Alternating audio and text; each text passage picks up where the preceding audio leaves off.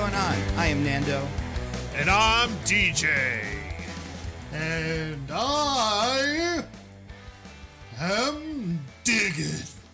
And this is Mostly Nitpicking, a podcast where every week we pick apart a piece of pop culture by looking exclusively at the details. Huzzah. Woo!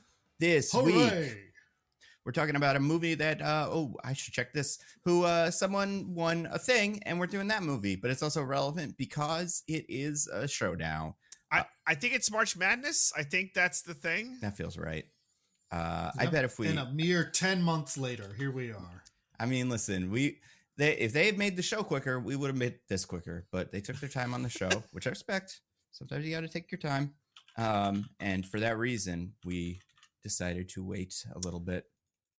Nando, I actually have to bring up a point of order. Speaking of contests, I forgot to bring this up before the show. Oh my God. Yeah, let's hear it. Yeah.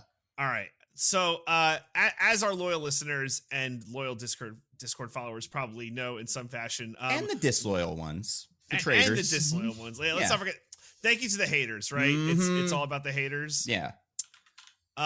We have been unable to track down the first, second, or third place winner of our eliminator tournament. So there's been some discourse that the third place winner, there was a message that said that they would be willing to sacrifice their win to the Entourage movie. And there's been some back and forth on the Discord whether we should do the Entourage movie or not do the Entourage movie. There was a suggestion of we each put one movie on a wheel, and then Entourage is the fourth movie, and then we spin a wheel to have it determined. I like a variation where we just put a poll up 1, 2, 3, or 4, and those represent a mystery movie. Yeah. Like we're assigned either 1, 2, 3, 4 our movies plus Entourage, right? And then we jumble them up, and then we like secretly write it down, and then whatever gets the most votes we do. Or we just, I don't want to ignore it. It feels bad. I think we owe the listeners a solution to this problem. What do you think is the best solution? I like my poll idea. What does Roger say? Has he said something? Entourage. Oh, okay. He's full right. Entourage. Yeah, he's a pro Entourage. So he has to recuse himself because he has a stake in the matter. Or just declare Entourage. I don't know how the rules work with laws and stuff. Well, if we've learned anything from these past couple of years, is that you never need to recuse yourself no matter what. That's true. So does that mean we're doing Entourage? I don't know. Diggins, what do you think? I think any solution that gives even the possibility of not doing Entourage must be considered. I don't hate the poll, the 1, 2, 3, 4 poll. I don't know what movie. Do we each get to pick a movie? We each get a movie, and then the fourth one is Entourage. Yeah. Interesting. And then we would put a poll up on Twitter, right? And then we'll put it in the Discord, and then people would vote for 1, 2, 3, or 4, and then whatever gets the most votes, that secret movie is the winner. And we'll have like a message or like proof of something, like this was the movies that were like a part of it. Okay. We'll rope in like one of our friends, like pull him from a hat or whatever, and then that'll be it. I think that sounds fine. All right, so we're doing that. Great. So Diggins, is that are you satisfied? Hat? Like a hat with the Entourage symbol on it or something? Or like one of Vinny Chase's classic or Turtle's classic hats? Yeah, somebody go steal a hat from Mark Wahlberg. Oh, he loves hats. Yeah.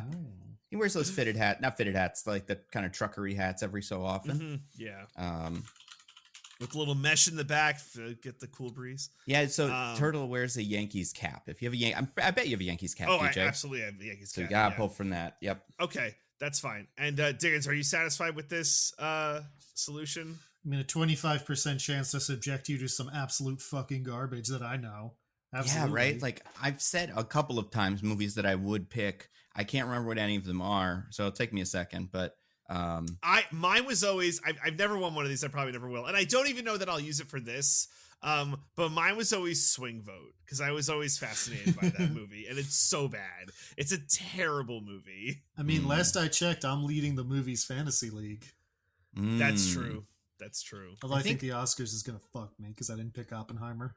Yeah, that is a mistake. So that's why I think my movie fantasy league might hold up, because Oppenheimer is one of mine, but a lot of my early ones did do super well, especially the Hitman, which they just came out with a trailer for that. It looks great. It comes out in November or something crazy like that.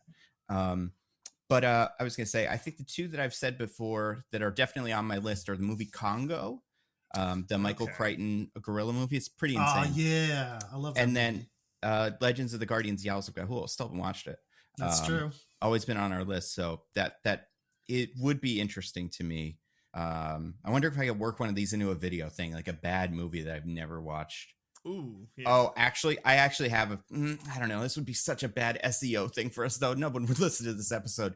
But I do have a movie that I've wanted to make a video about for a while that is confounding to me. Okay. Yeah. What about you, Diggs? Do you have any ideas?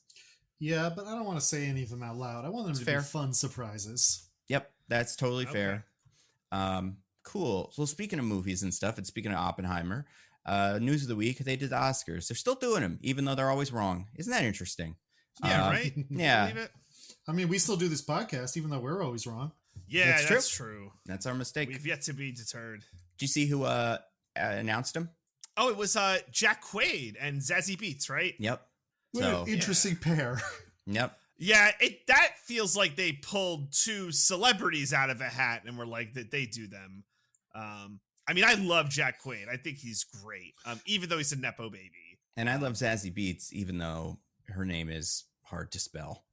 I never know how many Z's I'm putting, but she's got to be one of like two people on Earth with 3 Z's in their full name. Besides About Quentin Zazzle. that guy. Yeah, exactly. He's the other one. About ZZ Top. ZZ Tops. I have yeah. That guy. Yeah, I mean, I do really like her. I think her Deadpool character is great. I liked her on Atlanta too, which is when that was a But thing. your favorite role of hers, obviously, in Joker. Obviously. So yeah, I remember I forgot she was a Joker, honestly, until just now. I liked her in that movie where it was like cowboys, but they all were black actors. Versus aliens. Or that, yeah. I wish she was in that. I like her in the Invincible role that everyone hates as the girlfriend who people hate that. Oh my god, yeah. People hate her because, I mean, people hate her for a mix of general sexism and racism and stuff, but also that she was mad at Mark for doing superhero stuff and season 1. I do think they've kind of soft reset that character. Yeah.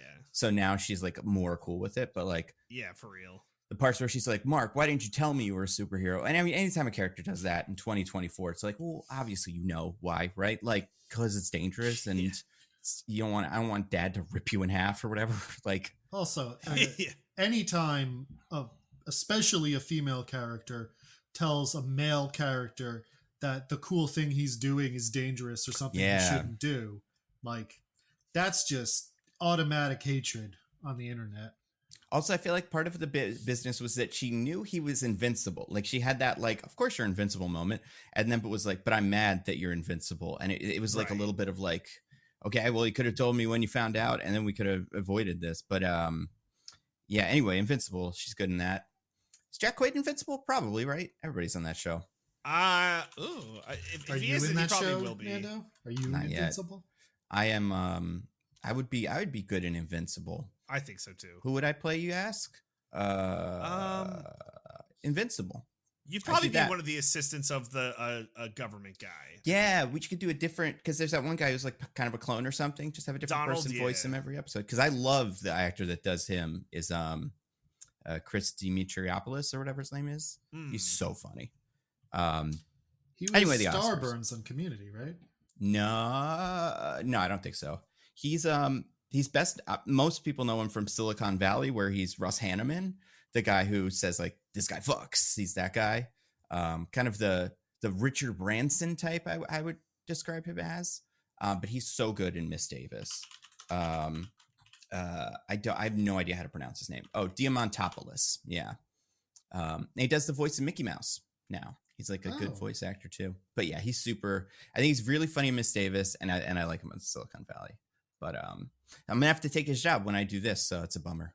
But yeah. It's Hollywood for you, you know. I did listen to an interview with him where he was talking about how, because he was in that bad Three Stooges movie or whatever. He was talking about how he auditioned, and he's like, they told me not to come in a costume, but I came in a costume. Like, that sounds annoying. Don't do that. They told you not to, but that's why he got the role first. But I'm coming for him anyway. You guys, the Oscars. Which one is your favorite? Which award like nominee and category, like pairing, do you think is most interesting to you? Pairing? Well, like, you know, one person or movie nominated for one award. Which one are you like, oh, they did that. That's interesting. You know what I mean? I don't. Like a answer could be, I like that Ryan Gosling got Best Supporting Actor for Barbie, you know, like as a nomination. I see. Yeah. Oh man, and I guess it shouldn't be a surprise at this point, but I'm Just Ken getting nominated for Best Song, like that's great. Yeah. I forget who I was talking about this or who I saw talking about this. Cause like, what's her name has a song on that album. Billie Eilish, I believe her song is also nominated. It is. So like, what was I made for? Yeah. Yep. And then Dua Lipa has a song on that album. It's not nominated, but it was a big hit. The kind of 70s-y, it's called Dance the Night Away. Yeah. And Lizzo has a song on that album, but she self-immolated right before Barbie came out. And She did, kind of didn't happen. Like, Good for her. What Yeah, happened?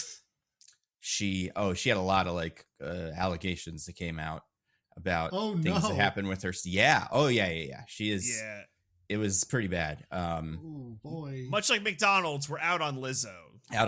McDonald's and Lizzo gone. So I'm really glad that you guys told me that before I went somewhere and was like, we all love Lizzo, the great person who did all those great things. Yeah, I hope Lizzo and Ronald McDonald collaborate on something. And they're like, oh man, that's the worst pairing you could get because they're bad people. Although she was in Mandalorian, so that was good. That's true. She was in Mandalorian. But yeah, so you like that they did I'm Just Ken. Do they still sing all the songs at the Oscars? I know they've done that before. They didn't do it like 2 or 3 years, the year with Chadwick Boseman, where he did right. Sure. Mm-hmm. They didn't do it then, but I think they've done it every year since then. So does that mean he's going to sing that? That'll be fun. Like a live concert of Ryan Gosling. Could be. Yeah. What about you, Diggins? Which one are you most excited about? I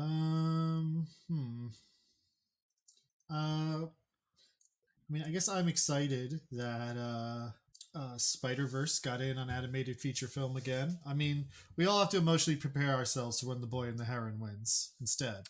No, which is already also gutted. a good movie. Do you think so? Yeah, I think it probably will win. I feel like a Miyazaki movie, not because it's automatically better, or even I'm not even criticizing it for this impulse amongst Oscar voters, because The Boy and the Heron is a very good movie. I wrecked it previously on this podcast. Right. But I feel like Miyazaki movies at this point have a reputation where an Oscar voter who thinks animation is dumb bullshit for children can safely vote for that and be like, but this is the one that adults are for. Adults watch this and it's good. I see. See, I would say that's possible, except I feel like when we heard what was her name? I guess it was a couple different people, and one of them I think seemed to be Ava DuVernay. But like last year, they interviewed a bunch of creatives that vote on some of these in Hollywood, and or maybe this was the Golden Globes. It doesn't matter because it's the same principle. And they were saying like how they decide some, and one animated was they asked their kids like kind of if their kids have seen one and seem excited about, they'll probably just go with that. So I could say Spider-Verse is probably gonna look pretty good there. It used to be that like Pixar would be the, golden ticket, but Elemental is one of the ones I would be more surprised by than, Spider-Verse at this point. I'm kind of bummed that Ninja Turtles didn't get in. Yeah, I like that movie. Shame. And I saw Nimona and it's okay, but Ninja Turtles I think was cooler. I didn't see Nimona or Robot Dreams, so I cannot speak to whether or not they deserve their positions here. But I like the other 3 movies. Yeah. Despite DJ's relentless campaign of hatred that he eventually did a 180 on, I think Elemental's pretty good. Yeah, I think it's okay. I like it enough. I don't think it's better than Spider-Verse for sure. Agreed. And I also don't think it's better than Ninja Turtles for me, honestly. But it's interesting. Yeah, it's an interesting one. I'm really happy that the creator got nominated for so many things. That movie didn't come and go, we all still talk about it to this day. Mm-hmm. That reminds me, I'm also really happy that The Fire Inside from Flamin' Hot got a song recommendation. Yeah. I'm wondering now, does any other movie have a song? Was there a song snub that this Flamin' Hot movie took, and that's like kind of annoying.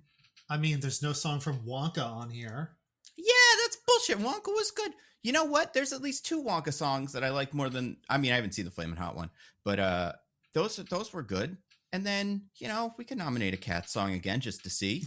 Maybe they get another shot. Many people have turned around on it. They're like, actually, I mean, the Taylor Swift one, right? Like, I feel like that would have a really good shot this year if we just threw in true McCavity again. Yeah, absolutely.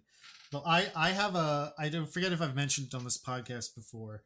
I don't think that any song that just plays over the credits should ever win Best Original Song. Yeah. That's bullshit. Which song was that? The Flamin' Hot one? I don't know if that's true for Flamin' Hot or not. Oh, okay. But generally, it is true for most things that get nominated for this category. Yeah. Yeah, I think it is nonsense. That's why I think I'm Just Ken should win, because it's part of the movie. I mean, What Am I Made For is too. Yeah. Yeah, that's true. You know what? Now I'm looking at it. It is bullshit. Some of these didn't get nominated. Where was My Boy Wish? Where was that song where they were fucking, but then they weren't or something? You know? That was a good song. Apparently, I read later that it was actually written as a love song, that they just changed some of the lyrics to make not a love song. That's how you know it's good, is when it can just change to whatever you want at the end, you know? Just change a couple of articles and the song still works. I was going to say the other one is I watched Dix the Musical, and the songs are pretty weird, but they're like pretty good. I think if they threw one of those in, it would be pretty funny. Of what? Of what? What do you mean? Oh, you mean Wish? No, I mean Dix the Musical. That's what it's called. It's like a movie that's a musical based on a UCB play kind of thing that happened. But like there are a couple of songs in it that are pretty funny. And like Nathan Lane did one. The Academy likes him kind of enough, but still hating. So that's a bummer. You're just mad because you picked them for your fantasy league. I thought there was a shot that people would like him because A24 did it, and that usually is enough. But it was not. It didn't work out. Yeah, I think the one that I'm most excited for is Maestro, because I like it. I like when there's a mediocre musical biopic that just manages to sneak into all this stuff. You know, I haven't watched it yet, but that happens every year. And it almost felt like for this year we might not do it because we had so many other good movies, but they still did it. I can't believe we have back-to-back movies about conductors. I know Tar was a work of fiction. Oh my god! Still, yeah. Like, well, give us a break. Tar was a work of fiction until the movie manifested her into reality, and now she's like out there somewhere. I don't know what her name. I am genuinely baffled by that phenomenon of so many people thinking Lydia Tarr was real. Mm-hmm. Like, it's so clearly a fictional movie to me. I don't know. Like, just the way we do those movies when they're about real people is so radically different from the way that movie is. Right. Yeah. Yeah, the movie's not ending with them at Monster Hunter Con. Sorry if you haven't seen Tar. We're talking about Maestro. Does that not end with him at oh, right. I think so, yeah. Yeah. Yeah. I'm excited for that. Now that I'm looking at the set list for Dix the Musical. I would love it if All Love Is Love, which is the last song in the musical, was able to get nominated, because the title of it makes it sound like it's good, but it's really about how incest should be respected like all the other like any other form of love. It'd be so funny watching people vote for it. Like, that feels right. Not just incest, twincest. Oh no. Yeah, it's pretty funny. Love is love. You know. Exactly, you know? If you're going to be tolerant, you're going to be tolerant of all things. Apparently. As long as they're legal. I'm glad that they got Justine Triet in for Best Director. I know. Both because Anatomy of a Fall is a very great movie, and also because it's a very funny covering yourselves for not nominating Greta Gerwig. To be like, there's still a woman in there, guys. Don't worry about it. I was gonna say it feels a little tokeny, right? Like just a little. I mean, if it wasn't so good, I think I'd buy it. Okay, but it is such a. It is actually a very rock solid movie that I have a hard time. I'm glad. What's her name? Sandra Hüller got nominated. The main actress from that. She was very good. While we're on this, did Margot Robbie get snubbed? Not really. That's the thing. So. Looking at this list, I don't know. What are you gonna pull? Like maybe Carey Mulligan from Maestro out. I haven't seen it yet, but like, Lily Gladstone, Emma Stone, Sandra Hüller, Annette Bening. Like those are pretty good. Well, Annette Bening is a good actress. I don't know. I haven't seen Naiad. I don't know how good it is. That's true. I'm not sure what that is. It's about an athlete. Oh, the swimmer. It's a biopic. Yeah, but it's a sports biopic. Those are always good. We like those. No, incorrect. Correct. But yeah, I don't know. I feel like there were other actors that got snubbed that were more interesting. Also, Margot Robbie is a producer on Barbie, so she did get a nomination for it getting Best nomination Picture. for Best Actress. I think also The Cheeky Past boy. Lives. I'm surprised she didn't get the nomination. I can't remember her Celine name. Song, yeah. Yeah. I will also say, did that get a screenplay at least? Because I feel like it would deserve that at the very least. I don't know. Oh, I think it did. Oh, that's It did. great. But May, December, I'm looking at this now. Yes! Also, big snub. Bullshit. Mm-hmm. Right? Because, like, I think, yeah, I kind of expected, I didn't see Charles Melton could have got best supporting actor if supporting actor wasn't also such a stacked category this year. But between Robert Downey Jr. and Ken, that's like two spots that are locked up. And then there were a couple other ones. I can't remember who the other ones were, but I was like, oh yeah, those are solid too. I'm going to it's hard Sorry, to argue Diggins. with these supporting actor nominations. Sterling K. Brown, Robert De Niro, Right. And Mark Ruffalo. Yeah. Yeah. Mm-hmm. But yeah, no, May, December would have been, I'm kind of bummed that didn't get more love. I'm going to do Diggins' least favorite thing and pull up the odds for the Oscars. He hates when I does this, but it's got to be Oppenheimer for everything, right? Yeah, Oppenheimer's the far and away favorite. It's Oppenheimer for Best Picture. I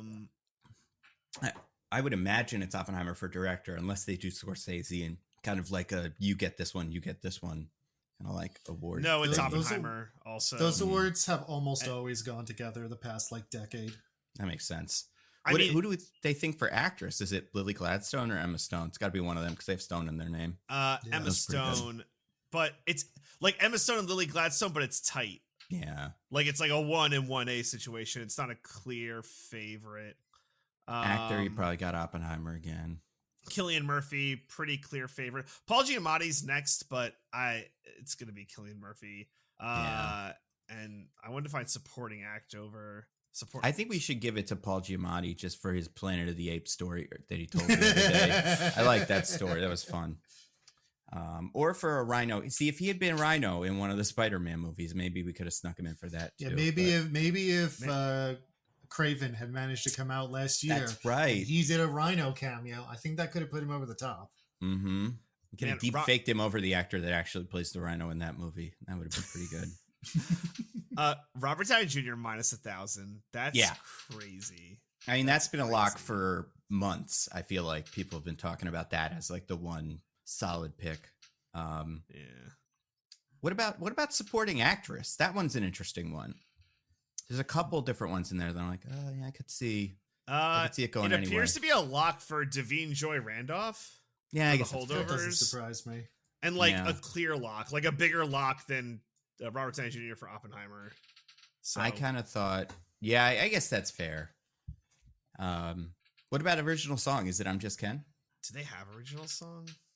I don't know. You're the one who knows the Vegas odds. Yeah. Because of your gambling addiction. Hush, hush, hush. What Was I Made For?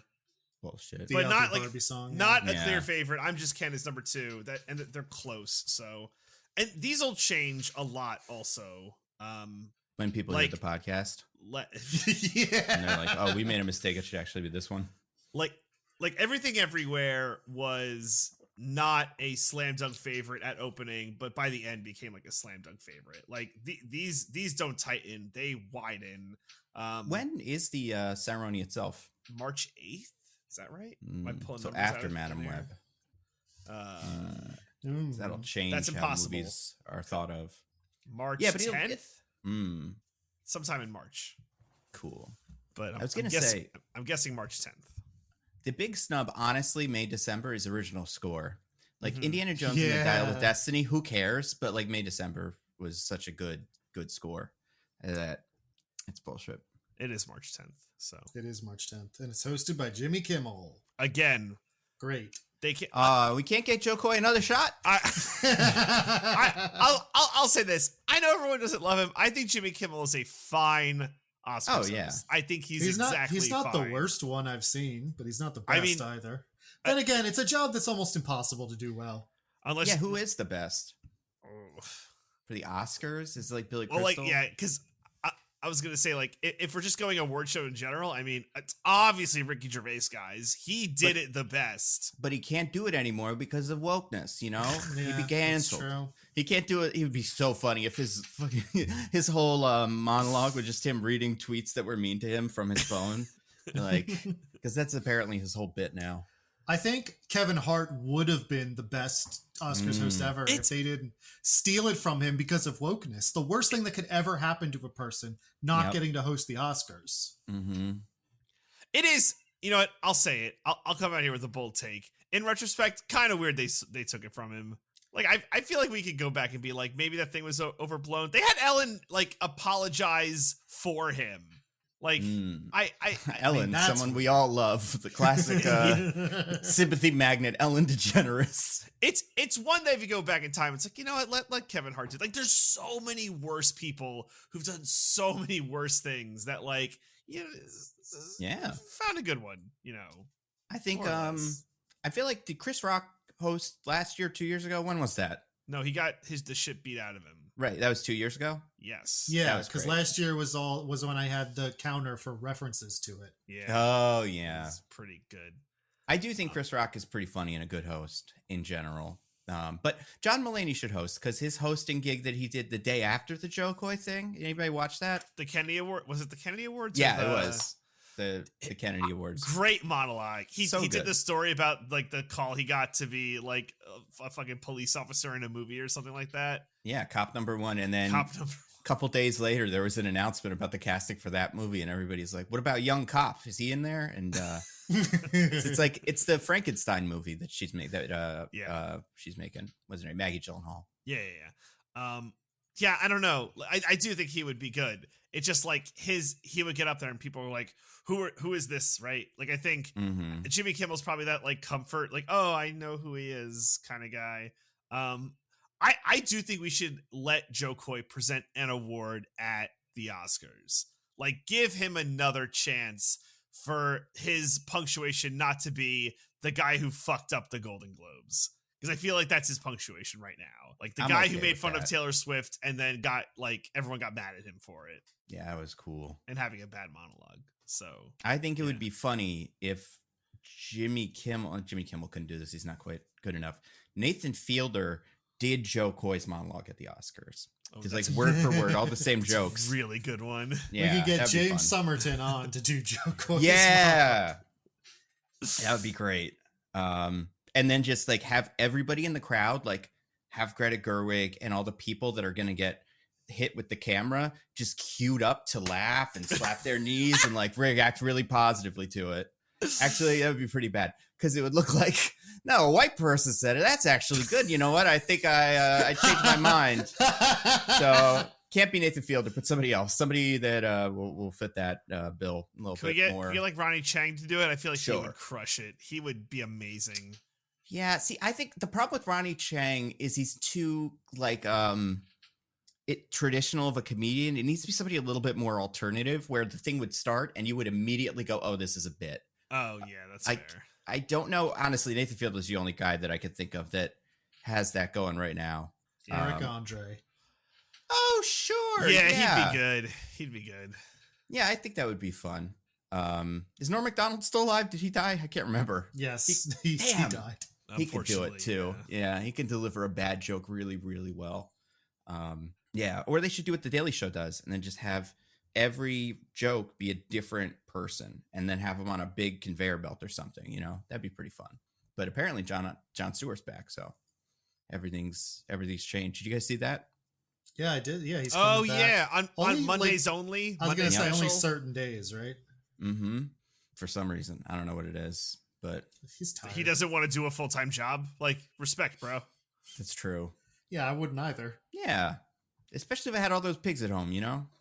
So he has a big pig farm that he has pig rescues in Jersey or something. And I've seen videos of him there. He seems very happy. I don't know why he did another show ever. But would you say he's as happy as a pig in shit? He is happy as a pig in shit being hugged by him or, his wife or one of the other caretakers at that thing. But you guys, speaking of movies with hugs,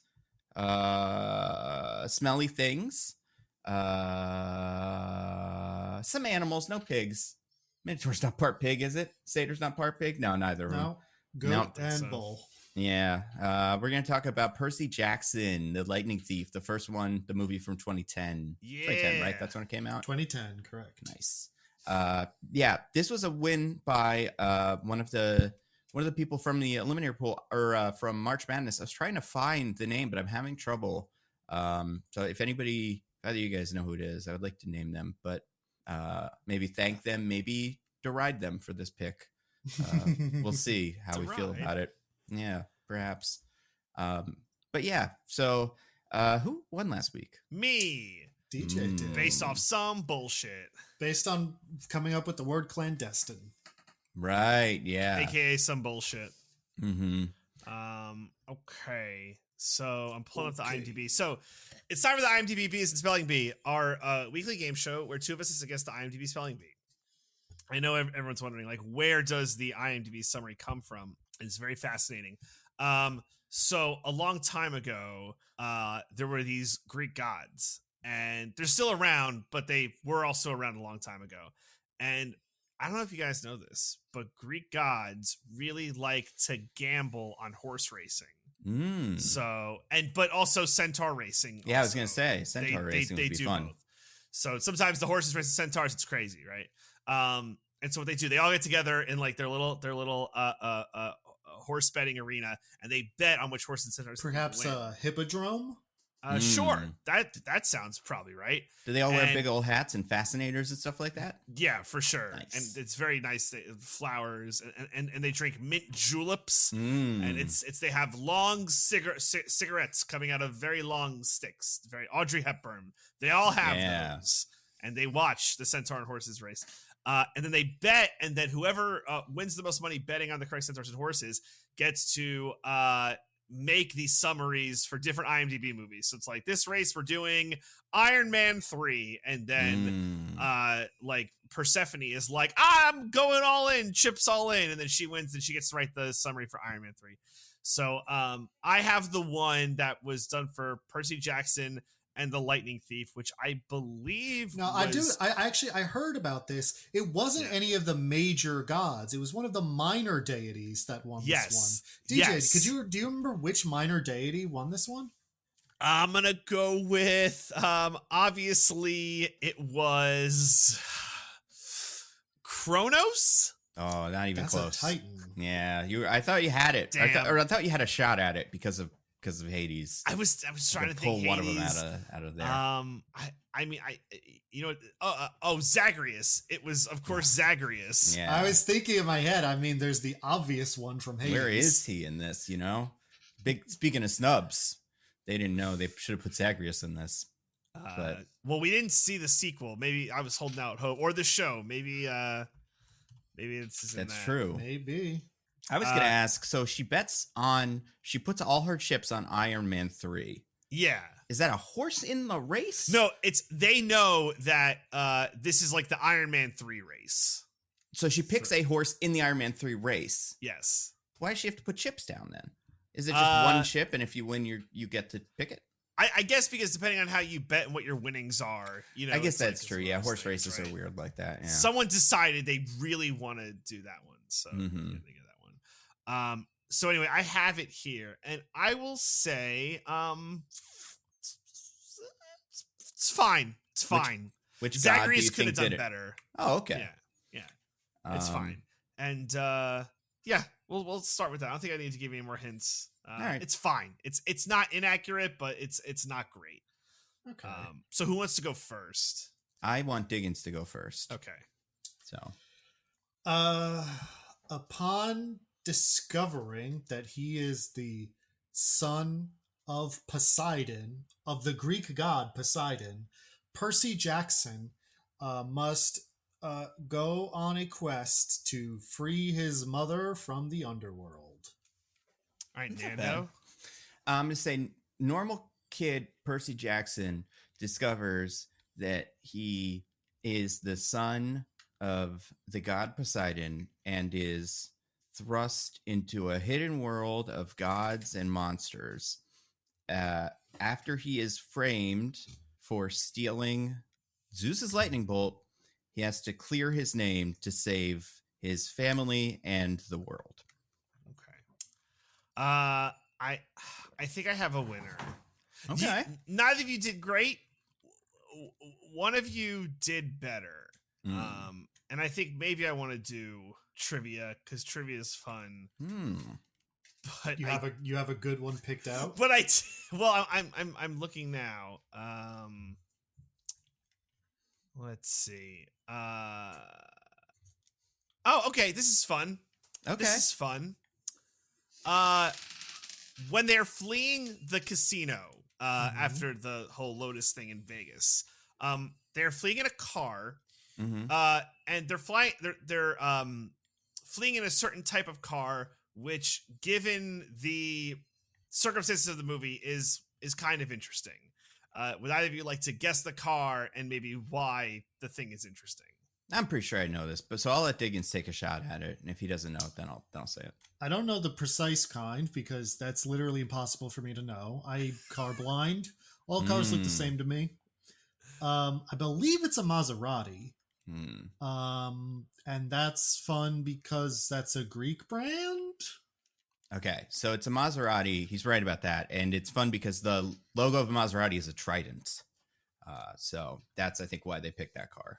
Yeah, isn't that fun? Yep. Yeah. All right. Well, that's fine. Yeah, there's honestly not a lot of great stuff here, so it's fine. I'm just gonna go with who I think won, and the winner is Diggins. Wow. Yeah. Great. So all that trivia was for nothing. Oh yeah, all that trivia, all 3 minutes. I think you guys were close.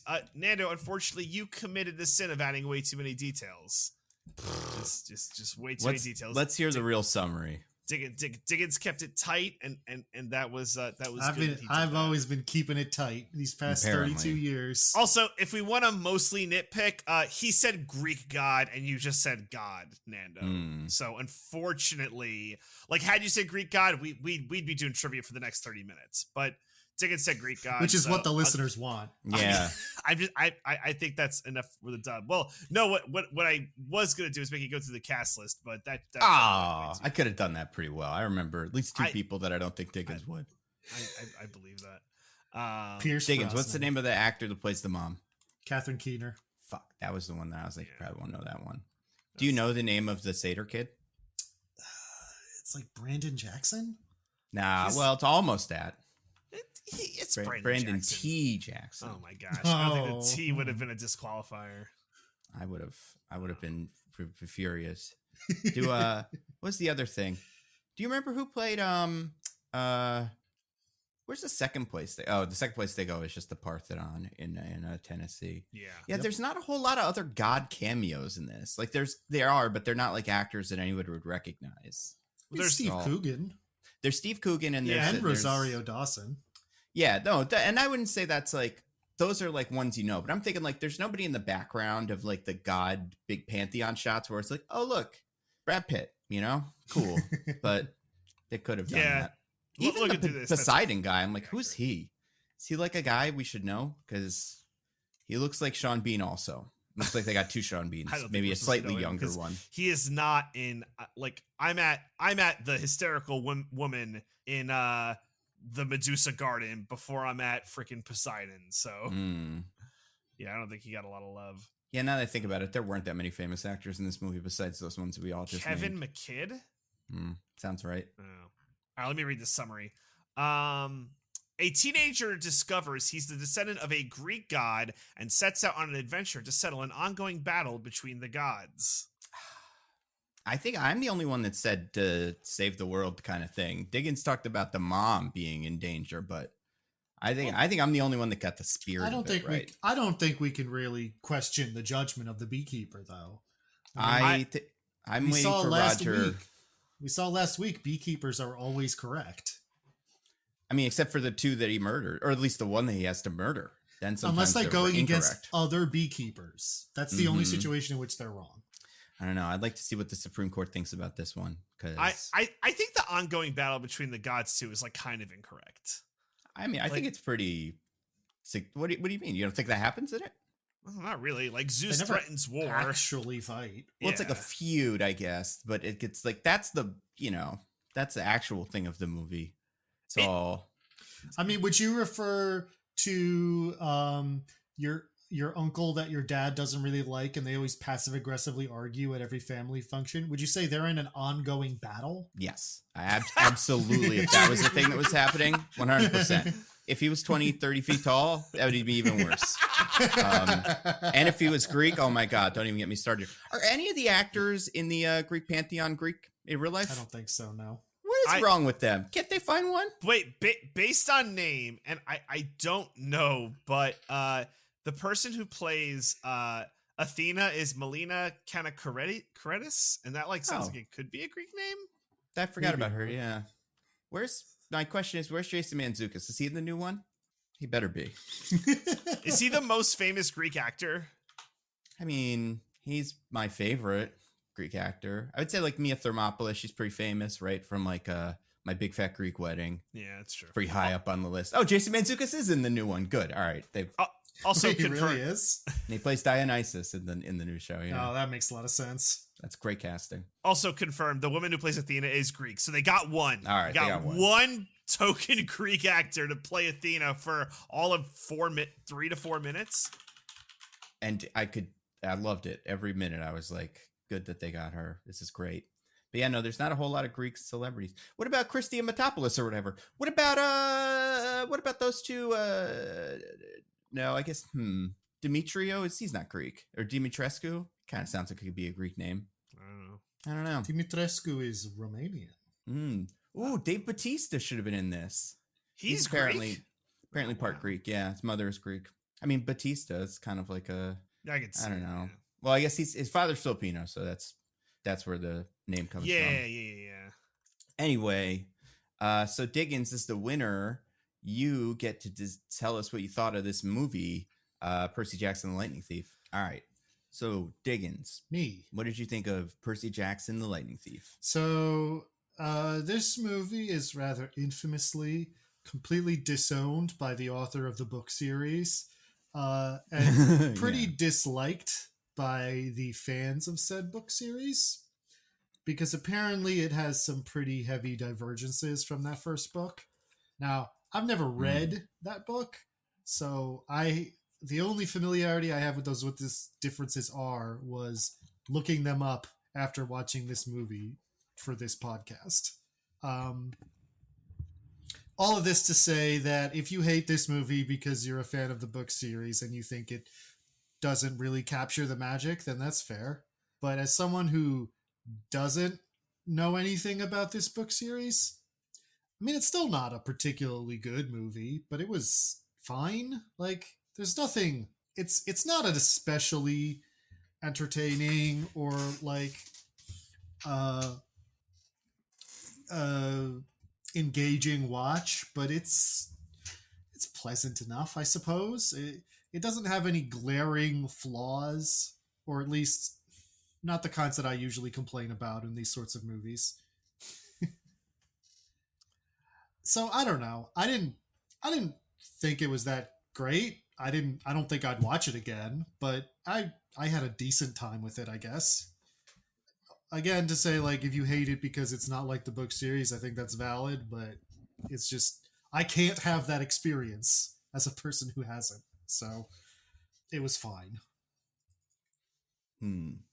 Well, as someone who also hasn't read the books, I think this movie is pretty boring, and I get what people don't like about it, because I remember seeing it in theaters, I think, because I was so curious, because I thought the Greek gods are fun. I was like, oh, this is like Harry Potter. We're doing Harry Potter, but for Americans. And as that, I think it really stinks. I do think that, like, the casting's also pretty bad. It's hard to say exactly what's wrong with it. Besides the fact that they cast like a, I don't know, 25-year-old actor to play the girlfriend one. Although I don't know if they're even supposed to be romantically involved until the next one.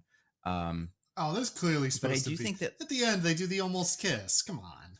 They do the almost kiss. Yeah. And I wonder if that's because he was underage at the time or something. Because like Alexander Daddario has to be a good 10 years older than Logan Lerman was when they made this movie. She was in her mid-20s, I believe. And he was like actually like 17 or something. Yeah. So like the casting's weird. I don't think any of the gods are particularly good either. Like I do think part of the opportunity for a movie like this is just cast a bunch of fun actors as the gods and let that be it. But like besides Persephone and a little bit, I don't even think Steve Coogan's really getting into it. Like nobody seems to be having fun. I also think the effects are boring in a way that's like, I don't know. It feels very like, I don't know. I guess it's not okay. Here's what it is. It's hard not to compare almost every aspect of this movie to Harry Potter, and almost all of them, even though I don't like the Harry Potter movies very much, I think it does more effectively. Like, I don't think this movie has a consistent aesthetic the same way that Harry Potter does. I don't think this movie is particularly funny, and it's making a lot of jokes that didn't work for me. And maybe it's America, being an American and knowing how our beautiful, Statue of Liberty is a real thing and not a magic teleporting door or whatever.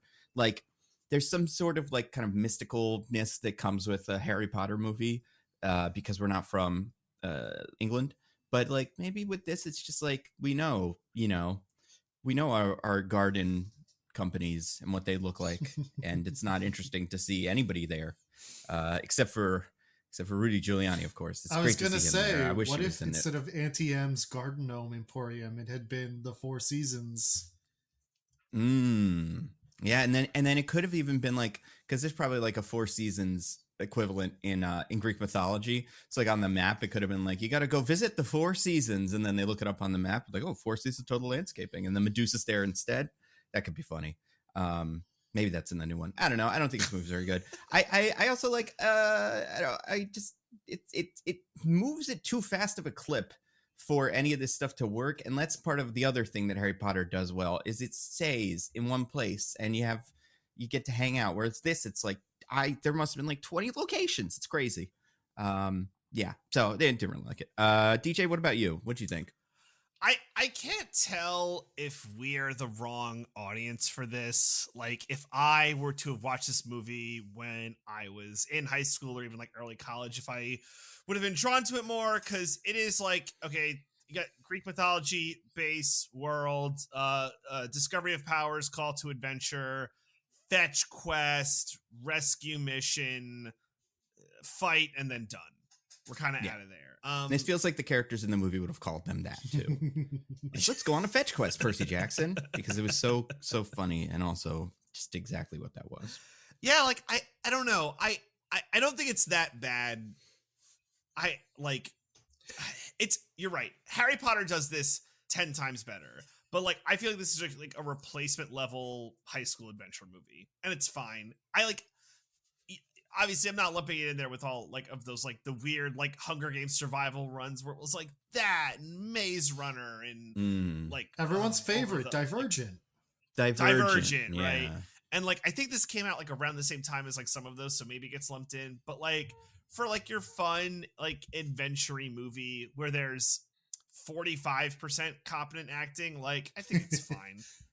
like should you watch this unless you're like really into Greek mythology and want to watch like a kid's adventure or are in the key demo of 12 to 16? Probably not. I mean, there's definitely part of media about how a high school child, it turns out, who has like had trouble fitting in is actually super special and cool, and their super special coolness that is part of why they've had trouble fitting in is actually really important and makes them a hero. I think there's something about that appeals to a high school child in a way it no longer appeals to us adults. Yeah, that's fair. I think there's something to that. However, I saw this movie when I was in like college, so I was closer when I to like the age it was going for. I mean, I was right in between the ages of the main character and the other like lead. I also think that certain like I lost my train of thought. You were that age. So I was that age. I don't think the gods are designed particularly well. And also, what else is there? There was another thought I had. Was it like at cool. the time how you felt about it, even though you were that age? Like even when you saw it when you were 20, you're like, yeah. It was related to something else you said. Okay. That it's 45% confidential. They've only done a couple of these, a couple shots at another Harry Potter. Artemis Fowl was that. Obviously this. I can't remember. I think there's another one, but like it is a pretty limited like genre. Right. And like I don't think this one was very good. But like I don't know. I guess like Aragon was kind of another shot at Harry Potter. But Aragon. Yeah, and it was also based off a book. I don't know. It just wasn't very good. But yeah, I understand why they tried to make this as like to capitalize on that market. But I think the real question is, and I guess we'll talk about this at some point, but like, why did they make the TV show? Although the TV show seems fine from what I've heard. I haven't seen it. I've only could go off of what people have told me. So it has Jason Mantzoukas, so how bad can it be? Oh, duh, that makes sense. Zooks. And the reason everybody's favorite guy from what's that movie? That show I liked last year that everybody else liked it too. I don't think either of you watched it. The car one. What was Twisted Metal? Everybody's favorite guy from Twisted Metal. So. Yeah, I don't know. I think there's something there. Like, I definitely think all of the pieces of this should work. I think this is just a boring kind of version of those. I don't think any of the... I think that the biggest issue with this movie is probably casting. I don't think any bit of casting really worked for me. Not even think they Pierce were acting Brosnan? poorly. No, and he's so weird for this, though, because, like, I don't know. I like Pierce Brosnan in certain things, like Black Adam, of course.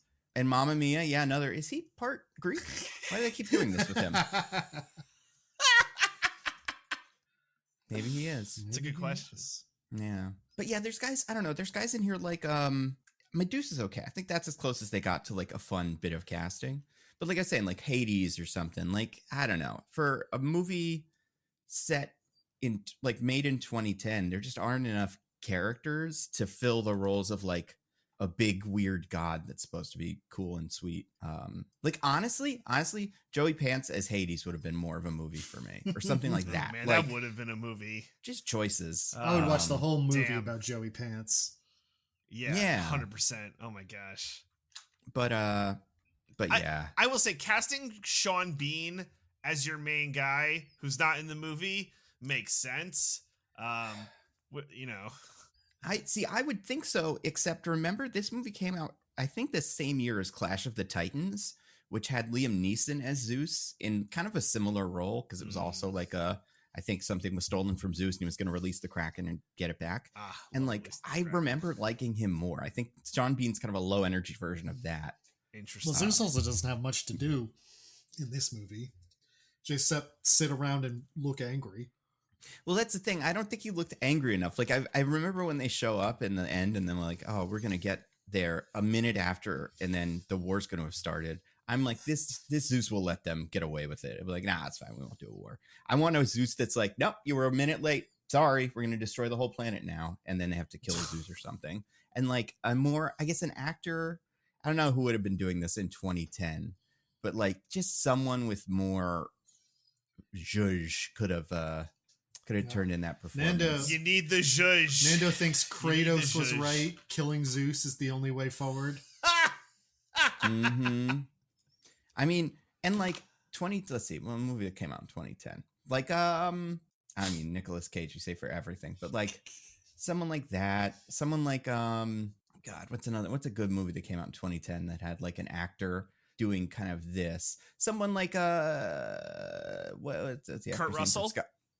Kurt Russell, sure, yeah. He even been Zeus twice. Mm-hmm. Wait, what was he Zeus? Oh, right, yeah. Wait, what was he Zeus in? Thor? Oh, yeah, right. Mm-hmm. Yeah. I was gonna say like Jason Schwartzman. Or not. Oh, no! Oh no, that was a goof. Damn it. I was gonna say like Jason Schwartzman and like Scott Pilgrim, like that vibe of just like really slimy guy. I don't know. That doesn't feel like a Zeus to me. That's feels more of doesn't. like honestly, like a Hades or something. More of like a Dionysus even, because he's the party god. Mm-hmm. Yeah, was Dionysus in this movie? I mean, outside there probably like some. I think shots? there's like on the cast list, every god is listed because they're all just sitting around there at the end of the movie, but it doesn't say or Chilling. do anything. Yeah. Now, who I could have seen actually looking at this list, How to Train Your Dragons, like Gerard Butler, somebody That's a like good that, one. who's just a bigger actor, with like bigger energy. I thought you were going to say the other guy. Chris Mintz, please. Yeah. Yeah. What's his name? Jay Baruchel. McLovin. Jay Yeah. Baruchel, that's it. Jay Baruchel. We He all would love have been Jay fun. Baruchel. I love Jay Baruchel. Yeah, I don't know. We'll talk about it, but it seems like there were a lot of problems with this movie. I don't know, like, why the director didn't like it. Like, was it specifically because they changed things, or was it also just he didn't think it was good? The author, you mean? Or author, yeah. Yeah, I think like he was involved in the creation. Like they sent him the script and he sent back notes, and I think they disregarded all his notes and like just did their own thing. And I think he got pretty mad about that. That's a bummer. Yeah. Like, that sucks. Yeah, that does suck. Yeah. But also maybe his notes were also bad. I don't know. Oh, maybe. I mean, yeah. Maybe. people don't generally like this movie very much, so That's true. Maybe his notes were like, spend more time in, I don't know. Where did they go? More Joey Pants. Why isn't Joey Pants in this more? Yeah. Was he a core character of the book? the author notes were like the female lead should be older and the male lead should be younger. Mm-hmm. Give Grover more bad jokes. He wants to have sex with all the characters. That's a bit that can last even longer than the whole movie. It should be in the post-credits, too. Just never ends. Well, listen, I'm going to summarize this movie because we've been talking about it a little bit. Oh, yeah. And it helps. No one knows what Joey Pants even does in this movie. That's true. Yeah. A lot of these things are going to be explained. Some might not. We'll see. But basically, this movie starts with Zeus is like, my lightning bolt's all gone. I'm mad. And Poseidon's like, I'm a little slimy wet guy walking around New York City in a coat. And that's the whole business. Then probably after that, we check in on Percy Jackson, who's a kid who loves to swim underwater. He like holds his breath long time underwater. And that's it. That seems to be his whole day. He doesn't seem to have friends or interests besides one friend who is a 30-year-old man or something. I don't know what these people are convinced. He's got some sort of magic spell on them that makes him seem like he's also a high school child. The character's name is Grover, and he seems to be a boy in high school, like I said, with some sort of like leg issue that forces him to walk with crutches. I forget if that's ever explained, but like is explicitly what his deal is. They never say but, what condition he has. They just that he needs crutches. Yeah. So he's there. They're in school. Percy Jackson probably isn't popular. I can't even remember. He lives at home with his mom, Catherine Keener, who's nice, and Joey Pants, who is what's a good way to describe him? He really is like an American Dursley, where like he's but like instead of being like mean because he like makes him sleep in the closet, he's like mean because he like does things like say toots and like asks the mom to get him another drink. It's a weird thing. Smack her on the ass. I was wondering if I just kind of filled that in or if that actually happens, because I was going to say that, but yeah, it seems like something he would do. They live in New York City, which it makes sense because it's the greatest city on earth, baby. It's the greatest city on earth. It's where we have our elevator to hell or whatever, not hell, to heaven. Mm-hmm. And yeah, it's, we don't spend very much time there. We have museums there. And then Percy Jackson goes to museum with his friend and his teacher, played by Pierce Brosnan. I don't remember what the teacher's name is at this point. It can't be Mr. Chiron. Okay, that makes more sense. And Percy Jackson, we learned that he is, I don't remember if this is where we find out he has ADHD, but we definitely find out he's dyslexic. And he goes to the museum and starts looking at the words, and they scramble around. But hey, instead of scrambling into just nonsense, when he looks at the Greek words, they scramble into what the English translation of that would be. And he's like, I guess this is my dyslexia now. Interesting. He takes it pretty well. And then he goes into a room, and a harpy attacks him, big giant harpy thing. And who was his substitute teacher. Right, yeah. And then he doesn't I don't think Chiron and they don't reveal themselves to be what they are, but his protector Grover and Chiron are both like clearly part of it, and they're like, oh, Percy Jackson, we have to protect you. So they just like leave, and Percy Jackson goes home, and everybody's like, oh, he wants the lightning. Somebody's after the lightning. They go with Catherine Keener, who gets yelled at by Joey Pants a little bit, into the woods in a car, and then they get in a big fight with a Minotaur in the woods, and then they run into the woods, and there's a big barrier that Catherine Keener cannot pass through that Grover and Percy can. So then she gets squeezed into smoke by the Minotaur. It's not incredibly clear at the moment what happens. Percy Jackson seems to think she's dead, even though I don't think, and I've never read it that way as I was watching it, but I guess, everything's weird for him. And then I think we see like all the weird stuff, like Grover's got little hooves and legs like that, and Mr. Chiron is a centaur, and yeah, it's like Harry Potter, but it's tense in the woods doing Greek stuff, which is mostly sword fighting. I imagine there's also like magic class, and there's a bunch of like, it seems like you get to do whatever your god is kind of known for. Where like if your god does sword fighting, you do sword fighting, and if your god does sleeping around, your job is to sit around and just try to seduce everybody. But yeah, why not? Yeah, that's a nice gig. How the other half I know, lives. right?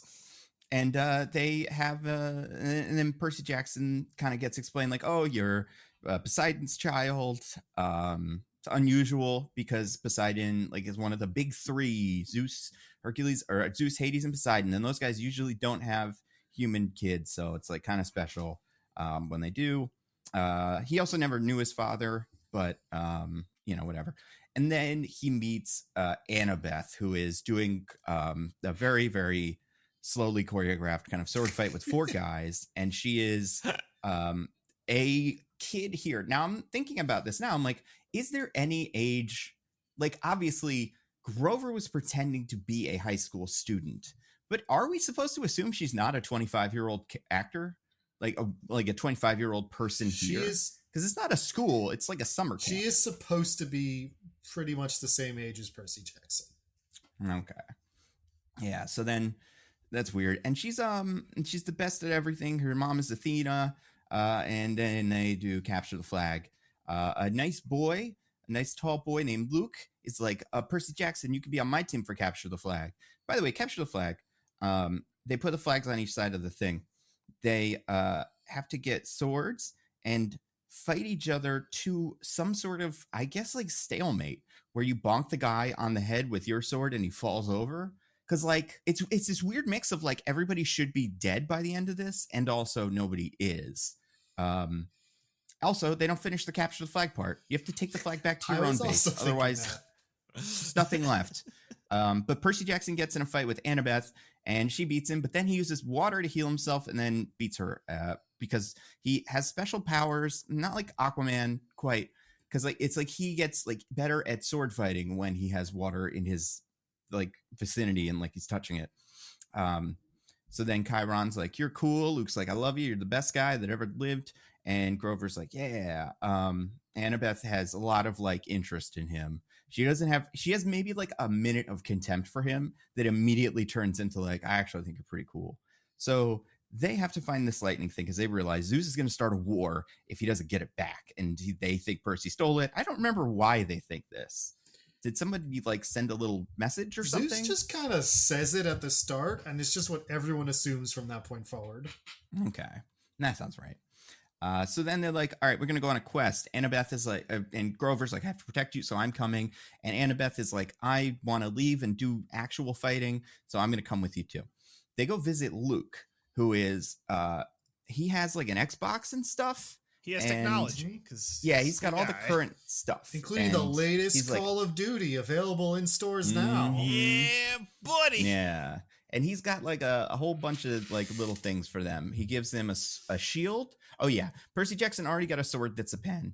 But Luke gives him a shield that's like a little shield that turns into a big, like it's like a quarter of a shield that turns into a whole shield. He also gives him a pair of Converses that have wings on them because his father is Hermes. Yeah, and that's helpful. And then he gives him a map, and he's like, okay, so if you want to get your mom back, you're gonna have to go. Oh right. Hades comes in dressed like a big old demon from the fire and is like Percy Jackson, I have your mom, and I'm going to kill her if you don't give me the lightning. So Percy Jackson's like, I don't have the lightning. And he's like, I don't care. I'm still going to do it. So Percy Jackson goes, oh, I got to go to hell to get my mom back. And part of the plan is they need little beads, pearls that are magic, hidden across America and the world, I guess, presumably. Persephone's that booty call pearls. Right, yeah, and they can use them to escape from hell. So like if they step on them, each person needs one to escape. Now, really early in the plan, I'm like, 3 isn't enough, you guys. But they don't really figure that out for the whole time. Even in the last possible moment, I think they would have all left and the mom would have still been down there. I'm like, oh, I guess she didn't have one. But they go down to do a couple of little side quests. It's a lot of, like I say, fetch quests. First one, they go to see they go to a Four Seasons Total Landscaping, and it's where Medusa lives, and she's turning everybody into stone. They kill her like they usually do in these things. Medusa never wins. Like, surprise, they're all stone and it's over. I'm not sure about this, but I believe they kind of did something different with her in the show that people like. But because she is a character, she's like one of those tragic characters where if you actually read her backstory, it's like, why is she the bad guy? She just kind of got cursed in a way that was bullshit. But you know, it's like they got to pick the one guy that you kind of recognize, and it's Medusa. So she fights them. They get the pearl, and then they go to the next place, which is the Parthenon in Nashville, Tennessee, which is a real thing. And it has a pearl in it. They have to sneak in late at night. While they're doing that, a bunch of guards show up that are together a Hydra monster. I can't even remember how they beat this, but they do. Do you guys remember? Water was important. First, they run around a little while. Then he uses water, and then finally, Grover shows it's Medusa's head, and it turns to stone. Oh right, Medusa's head. Yeah. Which they took with them, because it's a weapon. I mean, that's what Perseus did. Mm-hmm. Which, okay, Perseus, the character that this guy kind of is, right? That's like what god he's supposed to be an analog to, kind of. Because Perseus exists, I think, in this world also. And also, Perseus is Zeus's son. Exactly. And that's what I was kind of curious about in this. I was like, yeah, that's the relationship that he's supposed to have. But I guess this is just a different kid. But then why call him Percy? Why not call him Johnny Jackson or whatever? I don't know. But Michael Jackson, that should have been it. That's a pretty good name.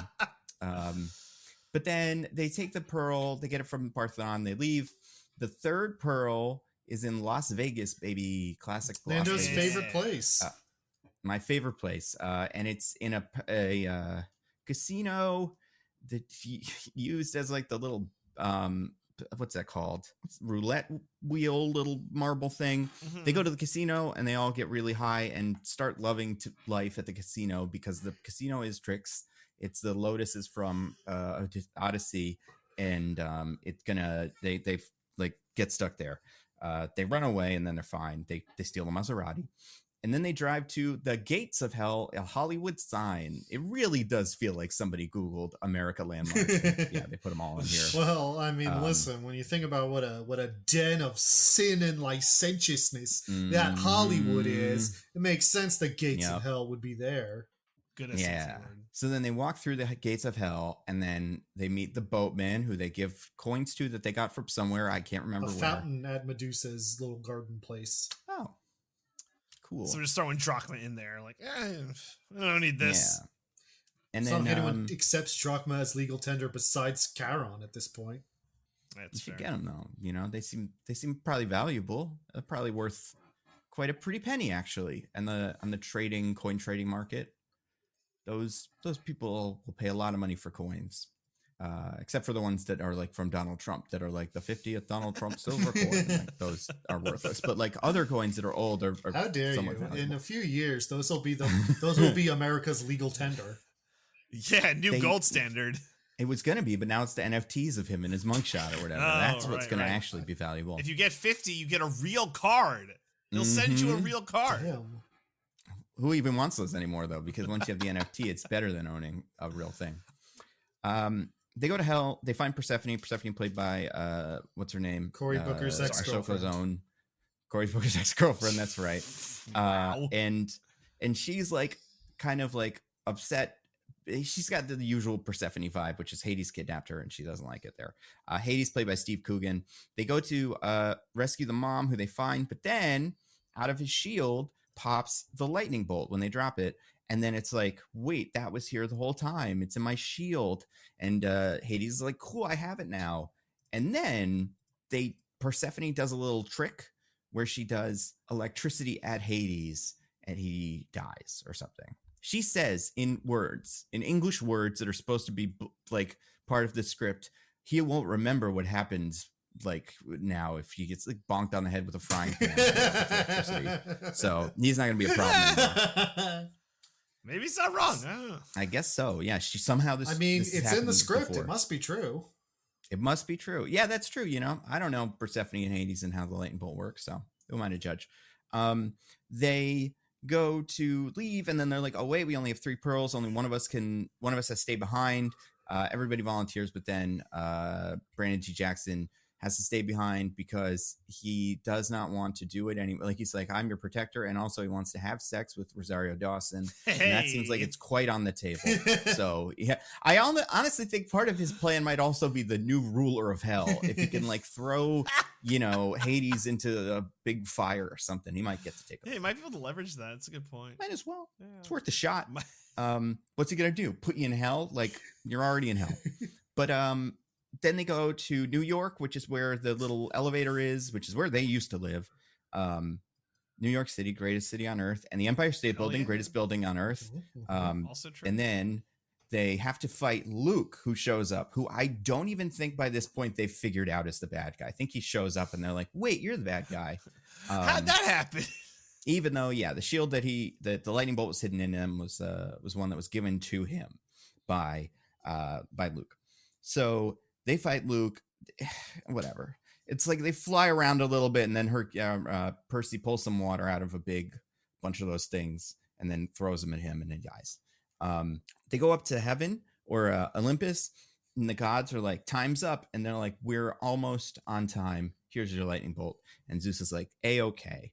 That's great. Now you go see your daddy, and the mommy of Athena, or her daughter, gets to see mommy Athena, and she tells her she's proud of her. And Brandon T. Jackson, I assume, right before the business was about to go down, is pulled out of hell into earth. The only reason it's not obvious is because he doesn't wear pants in the first place. Exactly. And has no genitals, as far as but maybe he has like secret ones. I'm sure they're just hidden under the fur. Maybe he has a penile sheath. There you go. Yeah. And also, this character is not... I'm trying to think of who this character is like. Because there's characters like him, where it's like they're constantly like a Brock kind of from like Pokemon. He's constantly flirting with all the women, getting rejected. Except I do think this character does okay during the movie. Like the nymphs are into him, the women at the thing are into him. I think only those I think the nymphs who are inviting Percy to a party after he wins Capture the Flags are the only ones who don't seem receptive to him. Everyone else is into it. So this guy, he's crushing it, absolutely crushing it. And he gets little horns because he's a good protector now. Are you sure? He boned down are also. Are you sure those aren't the horns he gave to Hades? Boom. Very good. And then it's all over. There's not going to be war. Percy Jackson gets to live in the camp, which is, I guess, a year-round thing. I don't know what happens in the, like when it gets cold, because this is a drive from New York. But it's a magical ward-off area. It's probably just nice weather all the time. Oh, that'd be good. They should be in LA for that, because that's where that is. Then earthquakes. What are earthquakes? Well, except like LA is hell, so they can't, Yeah. But yeah, that's it. Chiron says that Percy Jackson is his favorite student, even though he was at school for less than a day. But whatever. He did a good job, though. He did a great job. He won Capture the Flag the way that they play it, and then he saved all of creation or whatever. It's just like Dumbledore in the end of those movies, where he finds a way to give Gryffindor 1 million points at the end. And then Percy Jackson goes up to Annabeth and is like, we should kiss. And then the movie ends abruptly before they film the next one, so that the actor can age the appropriate amount of years. I feel like there's probably one or two other things and I can't remember them. The movie's it's exactly what you'd expect with all these guys. It's like every fight scene is them just running around too. It's not fun to watch. It's just everybody running around. They're so good at it. Yeah. The one thing that they don't have that I think is so funny in this is there's no Cerberus. And I think it's because Harry Potter does that in its first one. And they're like, well, we can't use Cerberus. So we'll just do hellhounds instead. But yeah. And then I assume, and this is just an assumption, Catherine Keener probably goes to jail forever because she disappeared with the kid and then she came back and the kid is gone. So I don't think, and she was on the news. Like Joey Pants is like, she stole him. She stole Percy, a kid I hate. Give me he thinks Percy give me some cigarettes, her. News lady. That's right. He thinks Percy Yeah, stole but her, still, like in that scenario, it's like, and wait, then, the kid stole the mom? And then her ex-husband mysteriously disappears after she comes back. That's right.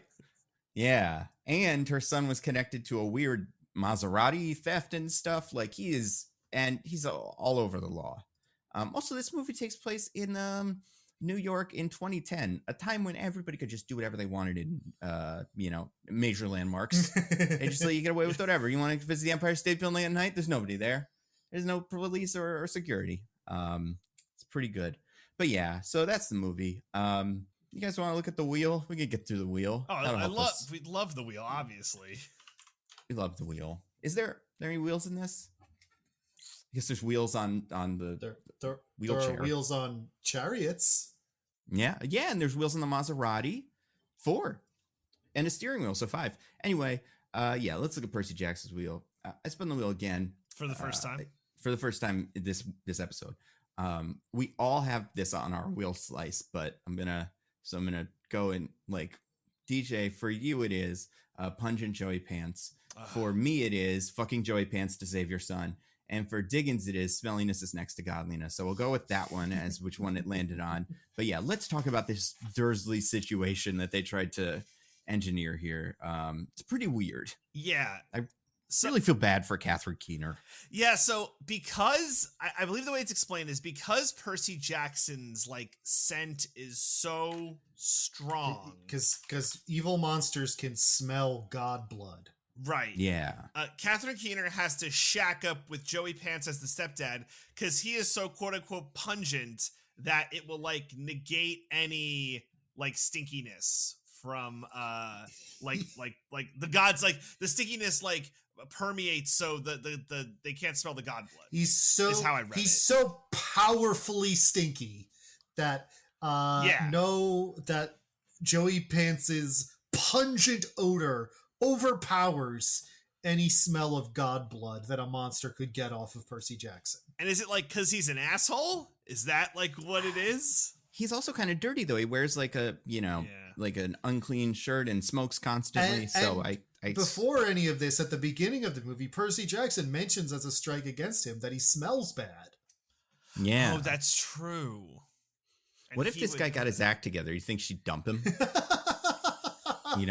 She go find the next smelliest dirtbag she can find.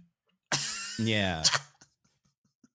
No way she would stay in well, I don't know. Midtown's probably got some of that, but I got this state called New Jersey. And you don't even have to live next to the dirtbag. Just go to like Elizabeth or one of those cities that's full of pollution. They'll never find you there.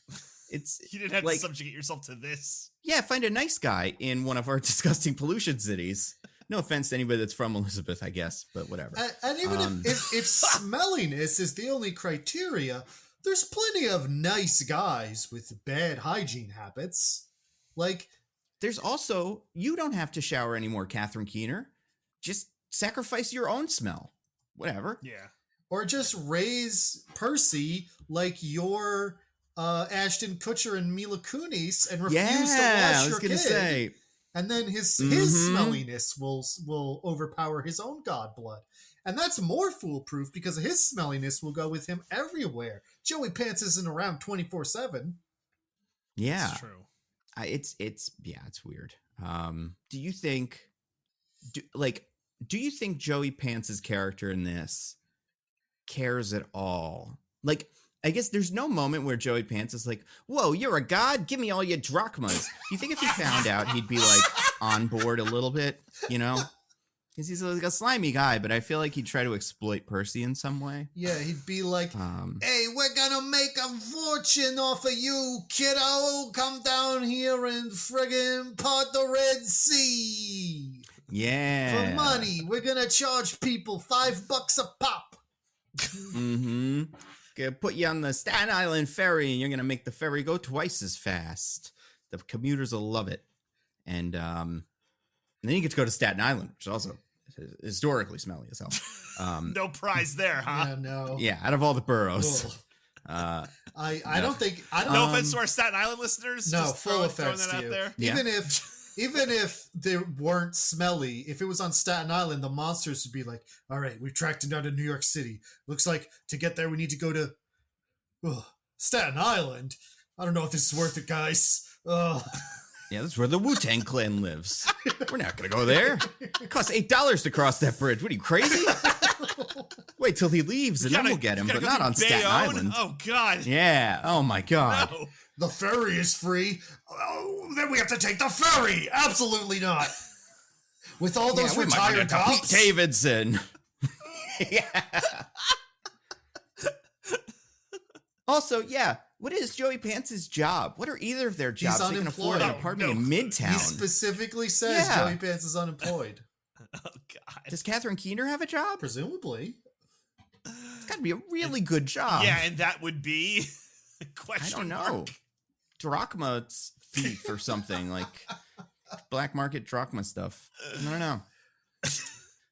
That also seems like Poseidon is interested in Perseus's like well-being and stuff, right? Well, because he's the dad, right? Sure, yeah, and he knows who Catherine Keener is. He can find her. Right. Yes. Right. Forget the smell stuff. She's in the phone book or whatever. He should go and like drown Joey Pants or something, or like be a nice guy. Give him like a fucking swirly or something. Yeah, this is something I saw as a thing that is clarified in the books that Percy's mom has specifically requested to not receive God help because she doesn't want to be living off of God handouts.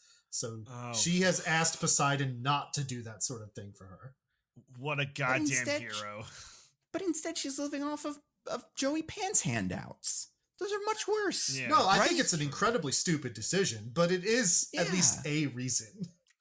Very interesting. Sure. Does she know, by the way, about Chiron and Brandon D. Jackson? I think so, because when Grover shows up and is like, we got to do the thing, she's not like, what? When were you around?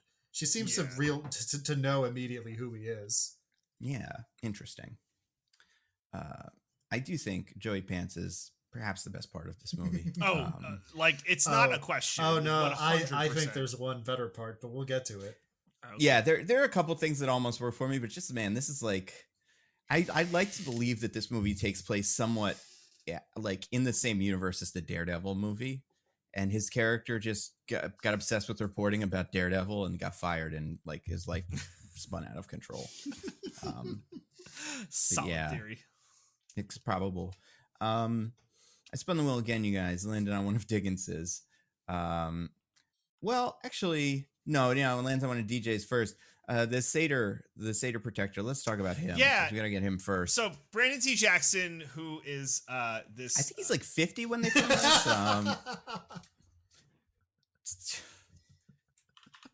He already had done Tropic Thunder, right? Yes. Yeah, 2008. That's crazy. 2 years out. Crazy. That's Tropic also Thunder and then this. I think that's part of why I was like, I should see this. I like Tropic Thunder. Is he good in it? And the answer's kind of, but it just doesn't make any sense. So he's like Percy Jackson's like best friend and hangs out with him, and we learn as a protector, but in high school, like they're just friends. So Percy Jackson doesn't know that he is a satyr. He just thinks that, is another high school kid who I guess presumably grew up with. How did Brandon T. Jackson force the relationship? Like, what if at some point Percy was like, "I'm good, man. I don't need any more friends or anything. Like, I'm good. I don't want to be friends." What if Percy had become cool at some point and decided that being friends with the kid who has to use crutches was cramping his style? And what if Percy was a jerk? Yeah, what if it was like social baggage and he's like, "No, I will not be friends with you." Like, then what? Yeah, what if some of Joey Pants rubbed off on Percy and he was raised as a shithead? Like, and a smelly super shithead. possible. Yeah.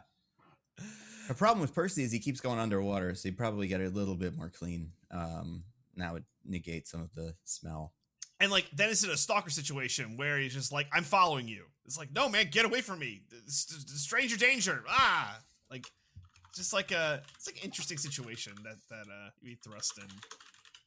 Yeah, I wonder, like, because he's also not very good. Like, he's, like I said, he's not fun either. Yeah. Like, this character is, like, kind of, he's doing a lot, but it's not working for me. I don't think if I was a kid, I'd want to hang out with him. Yeah, no, I'm with you. But, I don't know. Percy likes him, I guess. Yeah, it somehow worked, and like good for Percy. But I'm just saying, there's scenarios in this relationship where it's like, you know, they're having discussions in the background. It's like, you're supposed to be his bodyguard. It's like he keeps like saying I'm an asshole. Like I don't know what to do. Yeah, I don't know what you want me to do, guys. So last week he called me a bunch of slurs, and then yeah, and then he and his friends threw me in a garbage can. Like I don't know. I'm starting to think if a monster gets this kid, he kind of deserves it. Yeah. So just some food for thought. No, it is weird. Also, like, yeah, this guy is in high school with Percy. Yeah, I imagine Chiron fudged some papers or something like that to make this possible. 100%.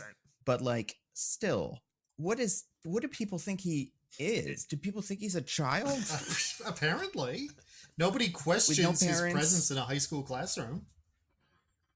I mean, New York, the public school system is imperfect, but I do think it would fish this kid out eventually. There'd be a reckoning. Like, I'm pretty sure this is like, maybe he like tricked people into thinking he was doing a 21 Jump Street or something. It's like, well, obviously I'm an undercover cop. That's what it seems like I am. I mean, right? That's basically like, what it seems like you are. Mm-hmm.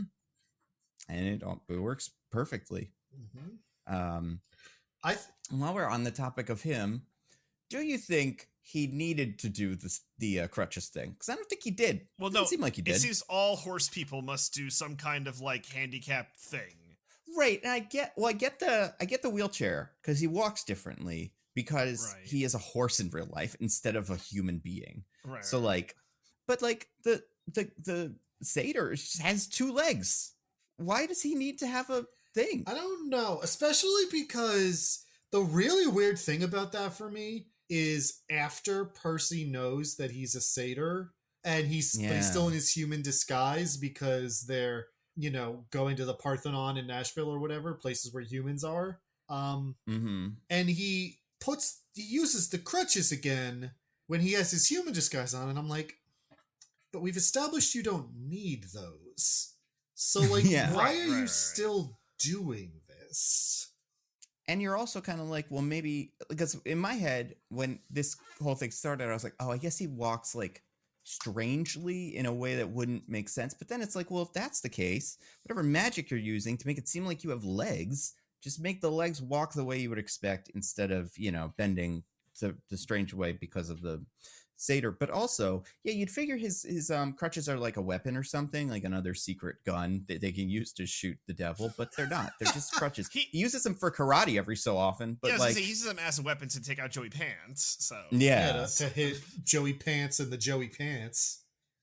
It's very strange, and it spins into this other thing that I think the movie's. It's not the worst thing. Okay, dyslexia, real quick. Weird that they do this, but I'd say forgivable, because apparently you're just born with the ability to read ancient Greek if you're a god, and the inability to read any other language, which seems like all these god kids are functionally illiterate in modern society. That's true. Huge handicap. We don't see him doing that much reading. Like, maybe they can't. Yeah, maybe not. But the one that I think is much worse is the ADHD. Can either of you explain the ADHD plot point? Go ahead. So, according to Grover, the ADHD is a manifestation of his godly nature because his god powers make him really energetic and impulsive and like he's got like a warrior's instinct for fighting. Yeah, and stuff battle like that. instinct, I think he calls it. Yeah. And so it seems like ADHD to mortals because he's so like hopped up on adrenaline or whatever. And like, I think for me, part of my problem with this, besides all the problems with it, is he doesn't seem like that. Like, we spend a little bit of time with him. He's pretty chill. Like, yeah, if you're gonna do it, you can do it, I guess. Like, you probably shouldn't, but like, just make him act like that. But how do you even do that? I don't even know how you be like, all right, kid, you act like. I mean, just have him maybe be high energy or something. Or like the way impulsive, the thing, even. Yeah. Yeah. Like, he is the least impulsive member of this crew. Especially, he's the one that gets him out of the Lotus situation and stuff like that. Like, it's pretty dumb. I do want to say about this.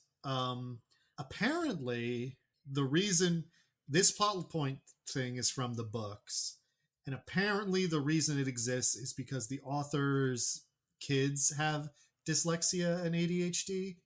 And so this started out as like stories he told his kids. So it was supposed to be like, oh, look, the kid with ADHD and dyslexia is actually, that's because he's got superpowers, God powers, which is a defensible thing to be telling your kid when they feel bad about their, neurodivergence, to use the common parlance. Mm-hmm. But has a whole lot of weird implications when it becomes like a major fantasy series that gets movie adaptations.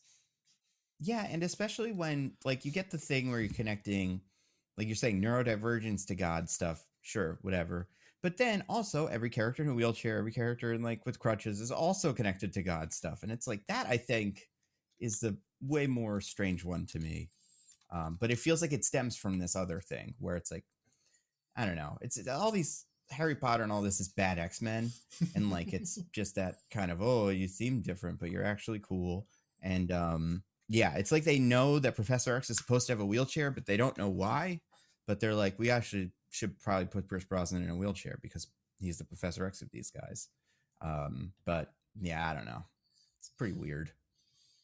Yeah, it just says, I don't know. It leaves a little bit of a bad taste in my mouth because of the implications. Oh yeah, yeah. And again, I think if it was just if it was just the dyslexia, I think I'd be okay with it, or I'd get it. But the ADHD just feels like such a strange choice. The dyslexia one is both more insane and almost because of that less offensive to me. Yeah, I think that's right. Yeah, I don't know. And also, I guess the movie like does some of the dyslexia stuff. Like it has, you see it through his eyes and the letters are all moving around or whatever. But it just, talks that ADHD right on. Also, I want to spin the wheel. Landon on one of Diggins is the specialist boy. What else is interesting about Percy Jackson? Is there anything else fun about him? Well, he has command over the water. When water touches him, he can heal all of his wounds. He can make water blow up and do crazy cool things and like beat people up. And when he touches water, he becomes the super cool special swordsman who can beat even the most highly trained child soldier in the camp. Yeah, that's pretty good. Yeah. And it's all because of his special blood. He was born better than all of you because of who he is. You can never be as good as Percy Jackson because you weren't born with as good blood as he has. All these things are true. Yeah, they kept that part of Harry Potter. Like they knew that was very important. But yeah, it's pretty boring. They gave him so many superpowers. I mean, it's one of those things that's like, it's in all of this stuff.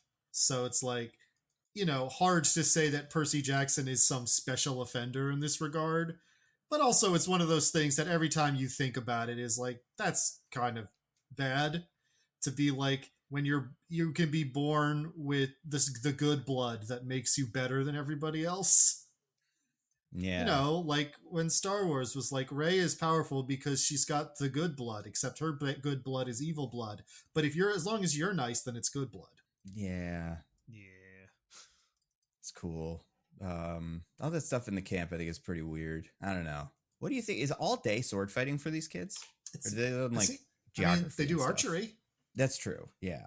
But I guess, do these guys, like, obviously they're all dyslexic, which is interesting, but also can they like, do they know how to divide? Were they ever taught? Can they do algebra?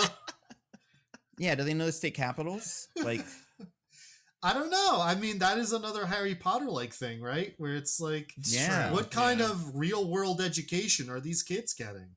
No, I think in fairness, maybe the books make this clear or not, but from what we see, we don't know that they don't get some kind of real-world education, especially because this seems to be some kind of summer camp deal. Right. Yeah. Do they celebrate Christmas? Huh.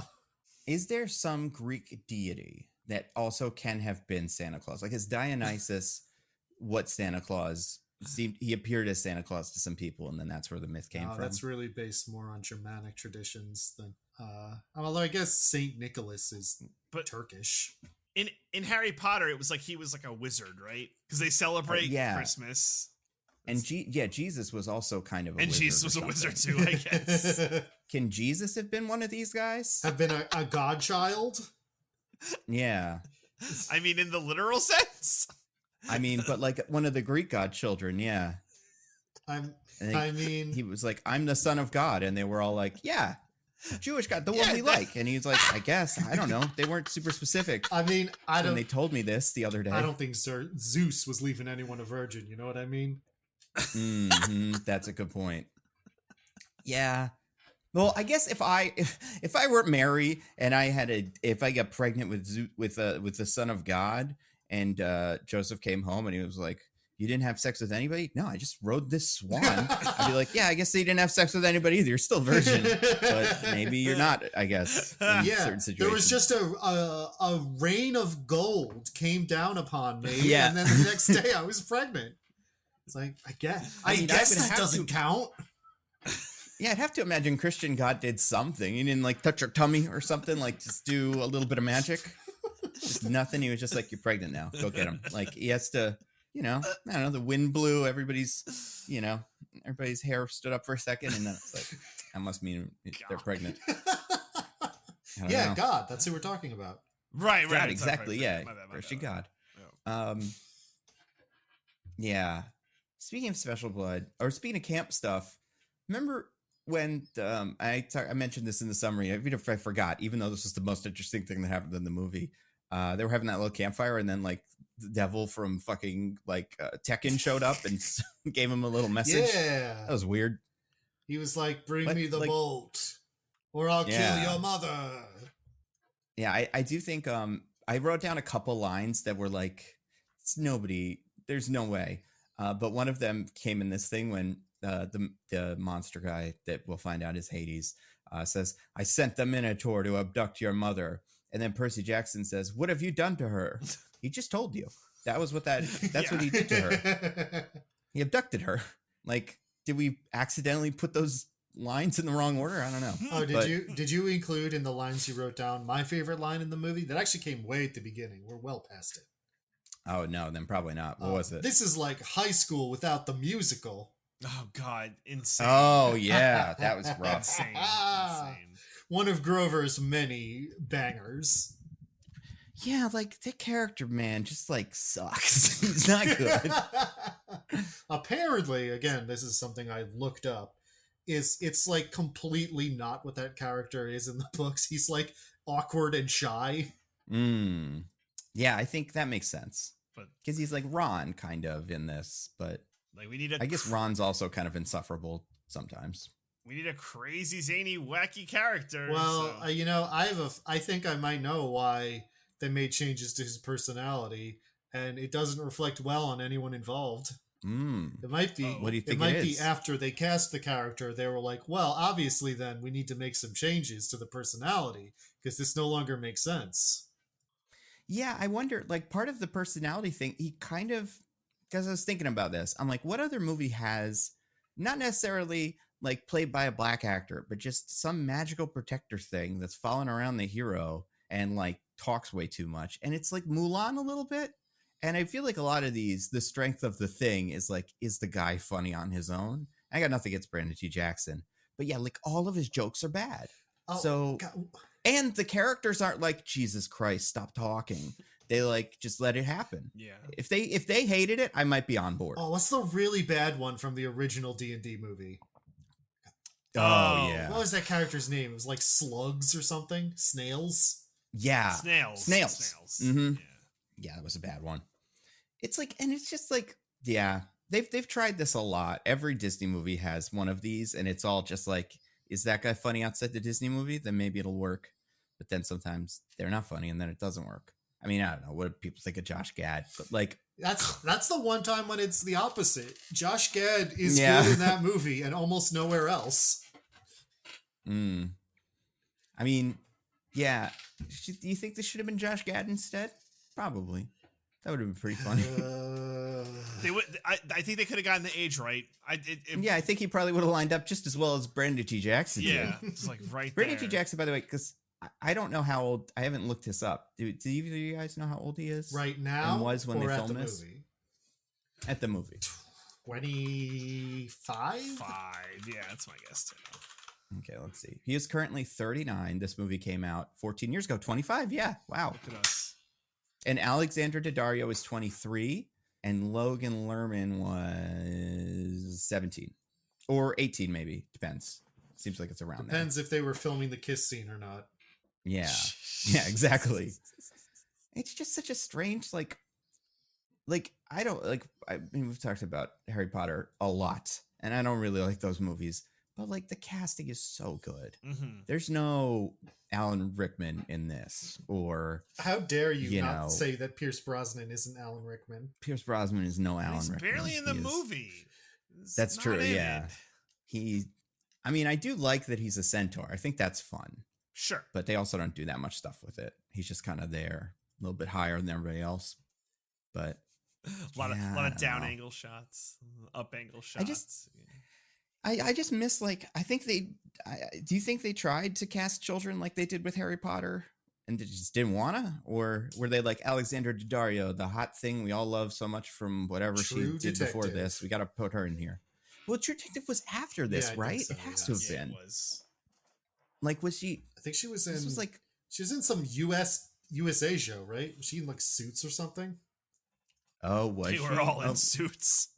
No, she was on All My Children. She was in 40 episodes of All My Children. Damn. Although, who knows when, because that show ran for 2002. Okay. Several marks.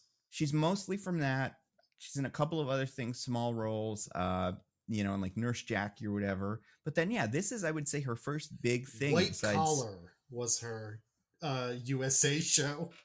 Oh. It's a real show. That came out around the same time as this, too. So that might have been before this, actually. Yeah, White Collar is like one of those shows for the TVs, for the Target, They put on the TVs so you go, wow, that's got a lot of colors on it. Those people look handsome. I feel so alive. Yeah, White Collar's not bad. I've watched it a little bit because it's the one with what's his name, Matt Bomer, and like that's the thing with all these USA shows like this and Burn Notice and whatever the other one was, I can't remember. Is like they're not very good, but they're also pretty watchable. But yeah, I like Alexandra Daddario in some other things. Like I think she's funny in the Sunny episode she's in, but I don't think she's very good in this. It's not her fault, but I don't think anybody is really good in this, besides the one person who we'll get to. Yeah, I spun the wheel again, landed on one of DJs. This is just gods that fuck. Are there gods that do and don't in this? I mean, so here's my thing. At the camp, there are at least 100 like kids there at this sleepaway camp, and there's a version of this movie where it's like, yes, sometimes the gods they sleep around and they famously the Greek gods do that. Right. Right. Well, and there's a version of this movie where some of the kids are gods and some of them are like something else. Because we have nymphs, right? Yeah. Those aren't gods. Yeah. And satyrs, but he's like kind of there for Percy. But like you would assume some of these other kids are like baby minotaurs or whatever. But it seems that they're mostly gods. Is like like mostly what they're going for, right? So it's just like it's not like a small camp with like 24 kids. It's like a full like, man, a lot of gods are having sex, and this is the dumping ground for the kids. I just found that to be like an interesting choice. So here's a fun thing that is not brought up in this movie, but I learned is true in the book series. The big three, as they call them, Zeus, Poseidon, and Hades, are forbidden from fucking Wow. By who? by Zeus. Okay. Incredible. All right. Well, incredible. Sounds like Zeus wasn't getting any, and And it's- he wanted to take that out on the group. Yeah. No, apparently it's bullshit. something about their kids and some prophecy or whatever. I don't know. They're not supposed to. Yeah, because they get too many superpowers and they're Yeah, boring. exactly. That's, So you know. they're not supposed to have kids. So that's part of why Percy is so special, because I Poseidon see. wasn't supposed to be having kids. Well, you see a beautiful oh god, what's her Catherine name? Keener. You see Catherine Keener, the mom from that other movie. and What's she from? 40-Year-Old Virgin. That's it. Yeah, mom from 40-Year-Old Yeah. Virgin. You see the mom from 40-Year-Old Virgin, and you're like, I gotta hit that. Apparently. And she's nice, you know, and you see her getting like, you know, thrown across the sidewalk by the smelliest man alive. And you're like, someone's got to take care of her. But then after she has your kid, and you're like, by the way, I'm literally a god and I can protect you forever if you want. And she's like, no, I'm going to go with the smelliest man ever. Yeah. Where else is she from? Oh, yeah, she's in the second Incredibles movie that isn't good. She was in that. In the Atom Project. Remember that movie? Oh, No yeah, one- the Atom no one Project. remembers Well, Nando, What if is you it? remember, there was one very, very good thing about Incredibles 2, according to one New York Magazine critic. What was that? I can't remember. You don't remember that one review where for whatever reason, the director decided, the critic decided to start talking about how hot he found Mrs. Incredible? Oh, no, but I mean, I'd love to hear it. Oh, this should be illegal. Oh my god. I mean, listen, I feel like that's been a meme forever, and like she is always the main one of we those. don't talk so, like, about it though. I mean, we don't. The rest Yeah, of the everyone planet else apparently does. Listen, fully in. listen. If you're some pervisoid on the internet talking about when cartoon characters get your rocks off, more power to you. Writing about it in your official review in a national publication is crazy. Yes. Maybe I agree. okay. Maybe I think we may be being a little unfair. I don't know this person, but I haven't read their other reviews. Maybe other reviews also end with like, and I don't want to fuck the mom in this movie, and I do want to fuck the mom in this movie. Like Cartoon or otherwise. Any movie, you know, he goes to see, you know, Anatomy of a Fall. No, thank you. Like at the end, just in case anybody's curious. And not because I'm scared she'll murder me. Yeah, not because of that. Because of all the Germans. No, thank you. Don't. She's no fun. I'm a free spirit. We wouldn't get along. Yeah, I don't know. I do think the gods have sex with people, but like they make these kids, but like this system that is in place, the God school, they're not in charge of it, right? I think the gods are. Yeah. Why don't they go there and get the lightning bolt from Percy Jackson when he's there? They can't interfere or whatever. Duh.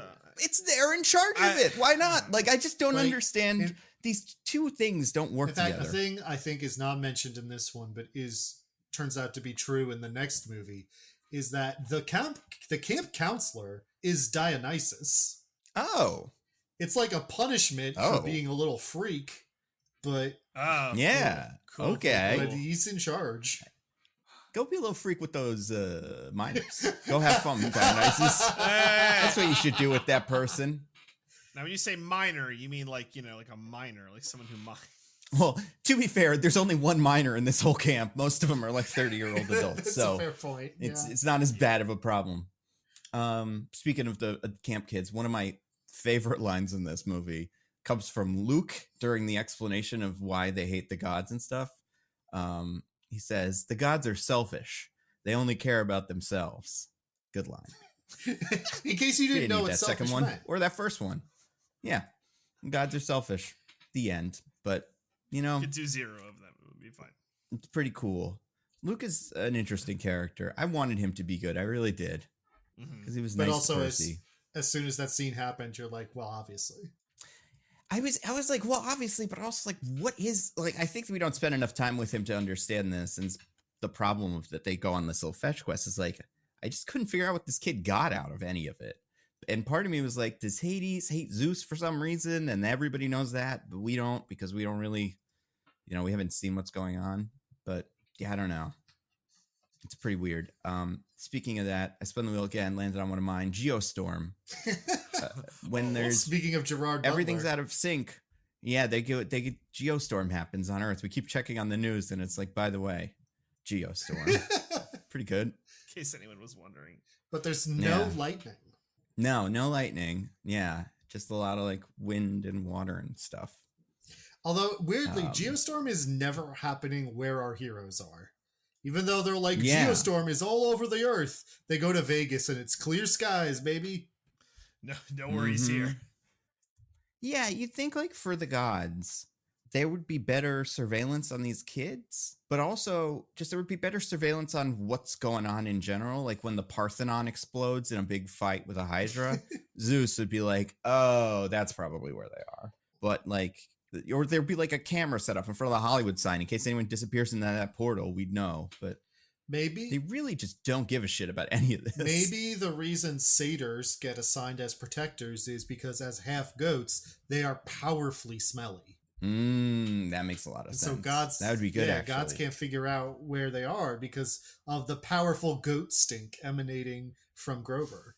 And that would make Grover's job even harder. How does he befriend this kid if he smells like shit the whole time? You know? Yeah, if he's the kid with crutches who smells like shit, God, that's social poison. I mean, maybe that is maybe Ashton Kutcher and his wife are a psyop by the gods to trick us into thinking smelly kids are actually cool or something. Or not. I guess they would be an anti-psyop. You would want the psyop from the gods would be like a really cool, everybody likes deodorant, kids. Put on your deodorant. Put some on your dad when he's sleeping, just in case.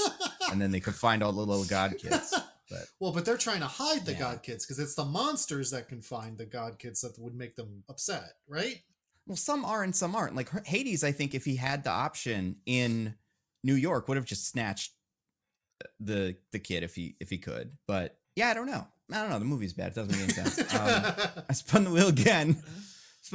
This is one of mine. This is a sentence. To rescue his mom, Percy Jackson needs to travel the most evil and depraved place in existence. And then when he gets the pearl from Las Vegas, he goes to Hades. Let's talk about the Las Vegas thing. Yeah. This felt like they had to do 3 things and they forgot to do one of them. So they really quickly did this one. Yeah. But none of them are suspicious of this as they walk into this room. And I'm like, oh, lotuses. That's one of the things from Greek stuff. Yeah, especially because afterwards, what's her Annabeth, Alexandra Daddario's character is like, of course, the lotus eaters. They forget everything. And I'm like, so when you went to the Lotus Casino and a bunch of people were like, please eat our incredibly delicious lotus flowers in this place where the other 2 places where you got these pearls had Greek myth stuff going on, but don't worry about that now. That's not happening this time. Like, no, the thought never. And she's the daughter of Athena. She's supposed to be like super smart. That's what she brags about. My mom's a master tactician in battle. Blah, blah, blah, blah. Her god power is that she got a big brain. And at no point during any of this did she go, wait a minute. Yeah, like you figure in this movie what would happen, because they also fuck this up kind of here, is like your 3 pearls, you figure every pearl would be got by one of the 3 members of the team by using whatever it is they're good at. So like, right, like the Harry Potter 1 thing, where at the end when they're going through the challenges, Ron does chess, Hermione can solve the puzzle, Harry is the hero, so he gets to do the last thing. Yeah, exactly. So you figure, with this one, it would be like, they would split up and the 2 boys would end up at this hotel because they're tricked. And then she would find them and be like, you idiots, you don't know anything about Greek mythology or whatever. But yeah, they don't bother. It's pretty stupid. It's not good. But it does give us the incredible dance sequence set to both Poker Face and TikTok. Fucking insane. I forgot about that. That was weird. It was super weird. That's the best part of the movie, baby. Oh, that's your favorite part of the movie? Oh, okay. Not my favorite. The most concentrated blast of 2010 in the entire movie. That's super fair. Like so accurate. Even more than when he uses an iPod to defeat Medusa. Yeah, I loved that. And it's especially good for these because like it's that perfect kind of Suicide Squad level of like, what song do they sing? Well, they're in a casino, right? I guess Poker Face, and then they go like, yeah, that's the song for casinos. That's not even the worst one. It has card game. Not even the worst one in the movie of those. What's the other one? What's the worst one? Yeah. The worst one is when after this, when they're like, all right, time to drive to Hades. We're on the highway to Hades. Highway to Hades. Awful. Yeah. Unconscionable. Yeah, terrible. That was pretty bad. Yeah. I spun the wheel, landed on another one, or one of DJ's. This is just getting high as fuck in Las Vegas. Yeah, just DJ just wanted to tell a personal story unrelated to the movie. Mm-hmm. I will say quite the choice where like as soon as they have the lotus flowers, just like everything gets blurry around them. They get so happy, like, wow, this is awesome, guys, having such a fun time. Like as if to say, don't do drugs, kids. Like this felt like the don't do drugs, kids portion of the movie. I mean, in their defense, in the myth, lotus flowers are basically like opium. Like you eat them and you're just suddenly apathetic and don't want to do anything and just lay around and dream all day. But like, no, they were like fucking like on cloud nine. They were so happy. They're like, what should we do? It's like, why are we here? We're here to have fun. Let's have fun, guys. I want to have fun. Like it was like a little too like off-putting. I was like, yeah, it's like it's Molly or something. Yeah. It's like any of the many drugs that Willy Wonka gives to the other characters in the Wonka movie. Any of those, like the giraffe pills or something. Like you propose to your girlfriend. It's that. Also, like, what do I know what Brandon T. Jackson's character does when he gets super high at this? What are the other ones to Poker Face and TikTok? Right. And sits with the hot ladies and like does what he does in every scene. But like, what do the other two even do? Just gamble? They're just kind of like sort of dancing and cheering Brandon T. Jackson on. Yeah. Like movies usually would take a moment like this and have it be like when they do the thing that they always want to do but can't or something, and like we learn about them. But yeah, they just fucking casino it out for a couple of minutes. Remind me, how are they allowed to do this given the fact that they're minors? Nobody asks. That's a good question. Nobody. Which Vegas, I guess baby. if it's an evil magic casino, I guess that makes sense. Sure. Yeah. Sure. Instead of just a regular evil casino. Mm-hmm. Yeah. What do you guys think of the idea? Part of me, I think, thinks this whole movie is weird because it's in America. Mm-hmm. This part kind of extra so, because it's just like a casino. No one's in charge of it, I assume. It just showed up one day.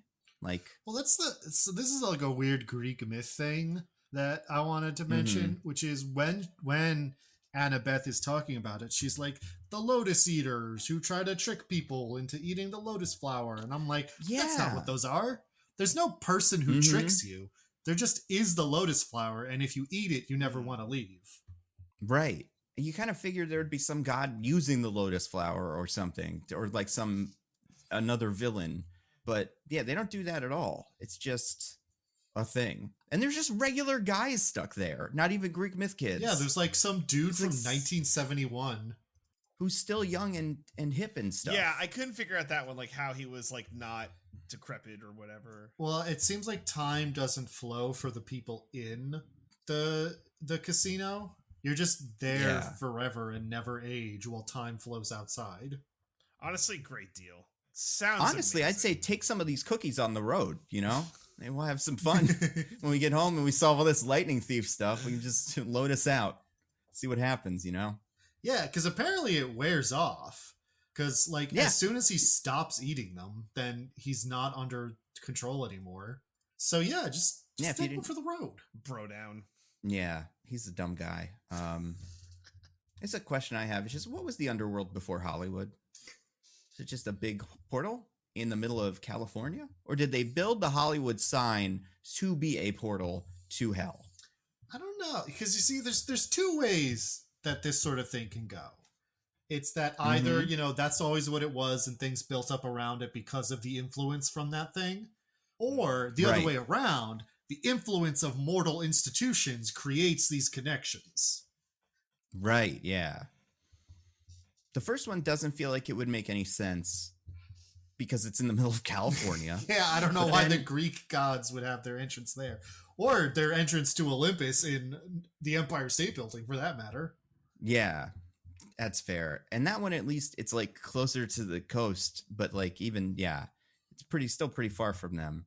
And at least, you know what it is? At least that one is just an elevator. So it's like maybe there's a million of those just kicking around. This one is the entrance to hell that the boatman hangs out at. So that's like the main one, I would have to assume.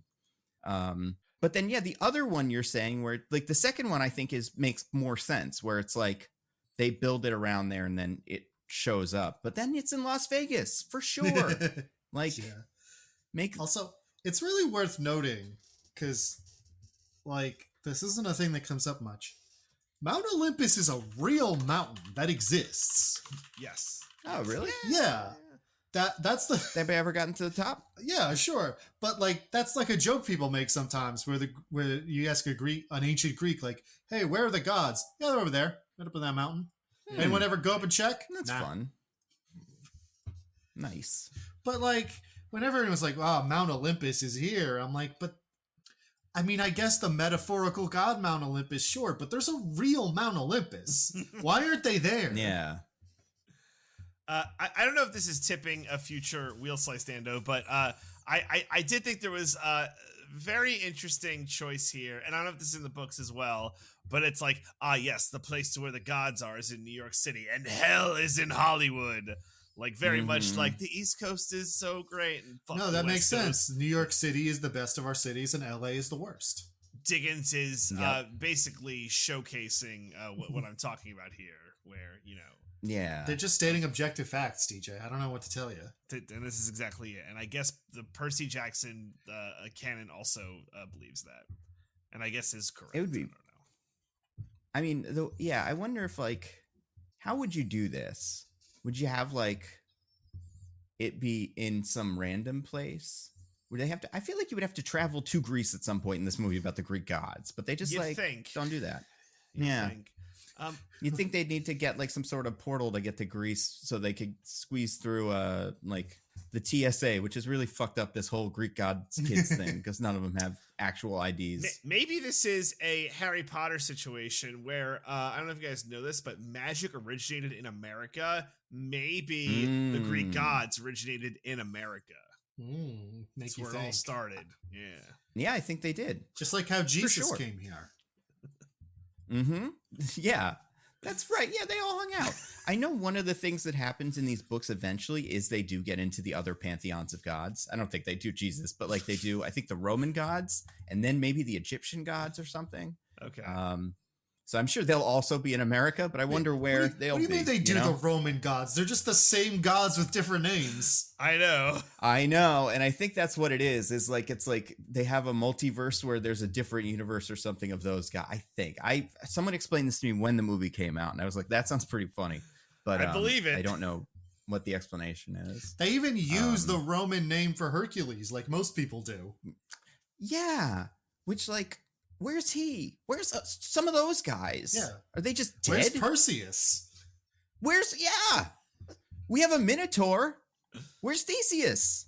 Where's, any of them? Why isn't fucking Icarus trying to give them some stupid helicopter that doesn't work or something? I don't know. Oh, that's so stupid. Good. Just like, or Icarus is in charge of like Spirit Airlines. Just like, yeah, they get on the plane and then they would open the pamphlet and they'd be like, oh no, it's Icarus's plane. And then the fucking window would explode out. That's they need more. We take the plane up to 70,000 feet today. Gotta see if we can get into the stratosphere. Oh my God. Because they will do that in the second movie. I know Hermes, who gets recast, is kind of like reimagined for a modern world. But yeah, the rest of them are just kind of like their own usual guys. And like, yeah, there's some fun mythological figures they just don't even bother touching. And it sucks. It does suck. Where's Dusa? Where's that little head that is in love with you? Little green squiggly head. That's a different animation style than everything else. It's implied that is Medusa's head. I guess so. But then, Yeah, where the harpy? I guess we have one harpy, but we don't have the other ones. We don't have the cool one. Yeah, is there any Greek character you would like to see in this? And by character, I mean like mythological figure, but like someone who you think could have been fun.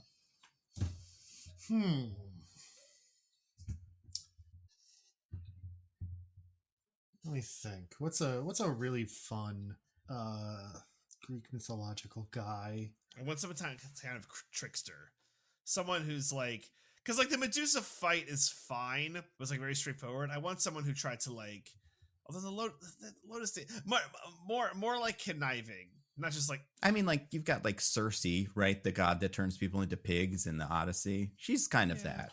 She's like a witch or something. I don't know. Yeah, she's not a god. That. Well, it's if it be god or just like Greek person, because if Greek figure. Could it be Achilles? Because I'm sure he'd just be a dick.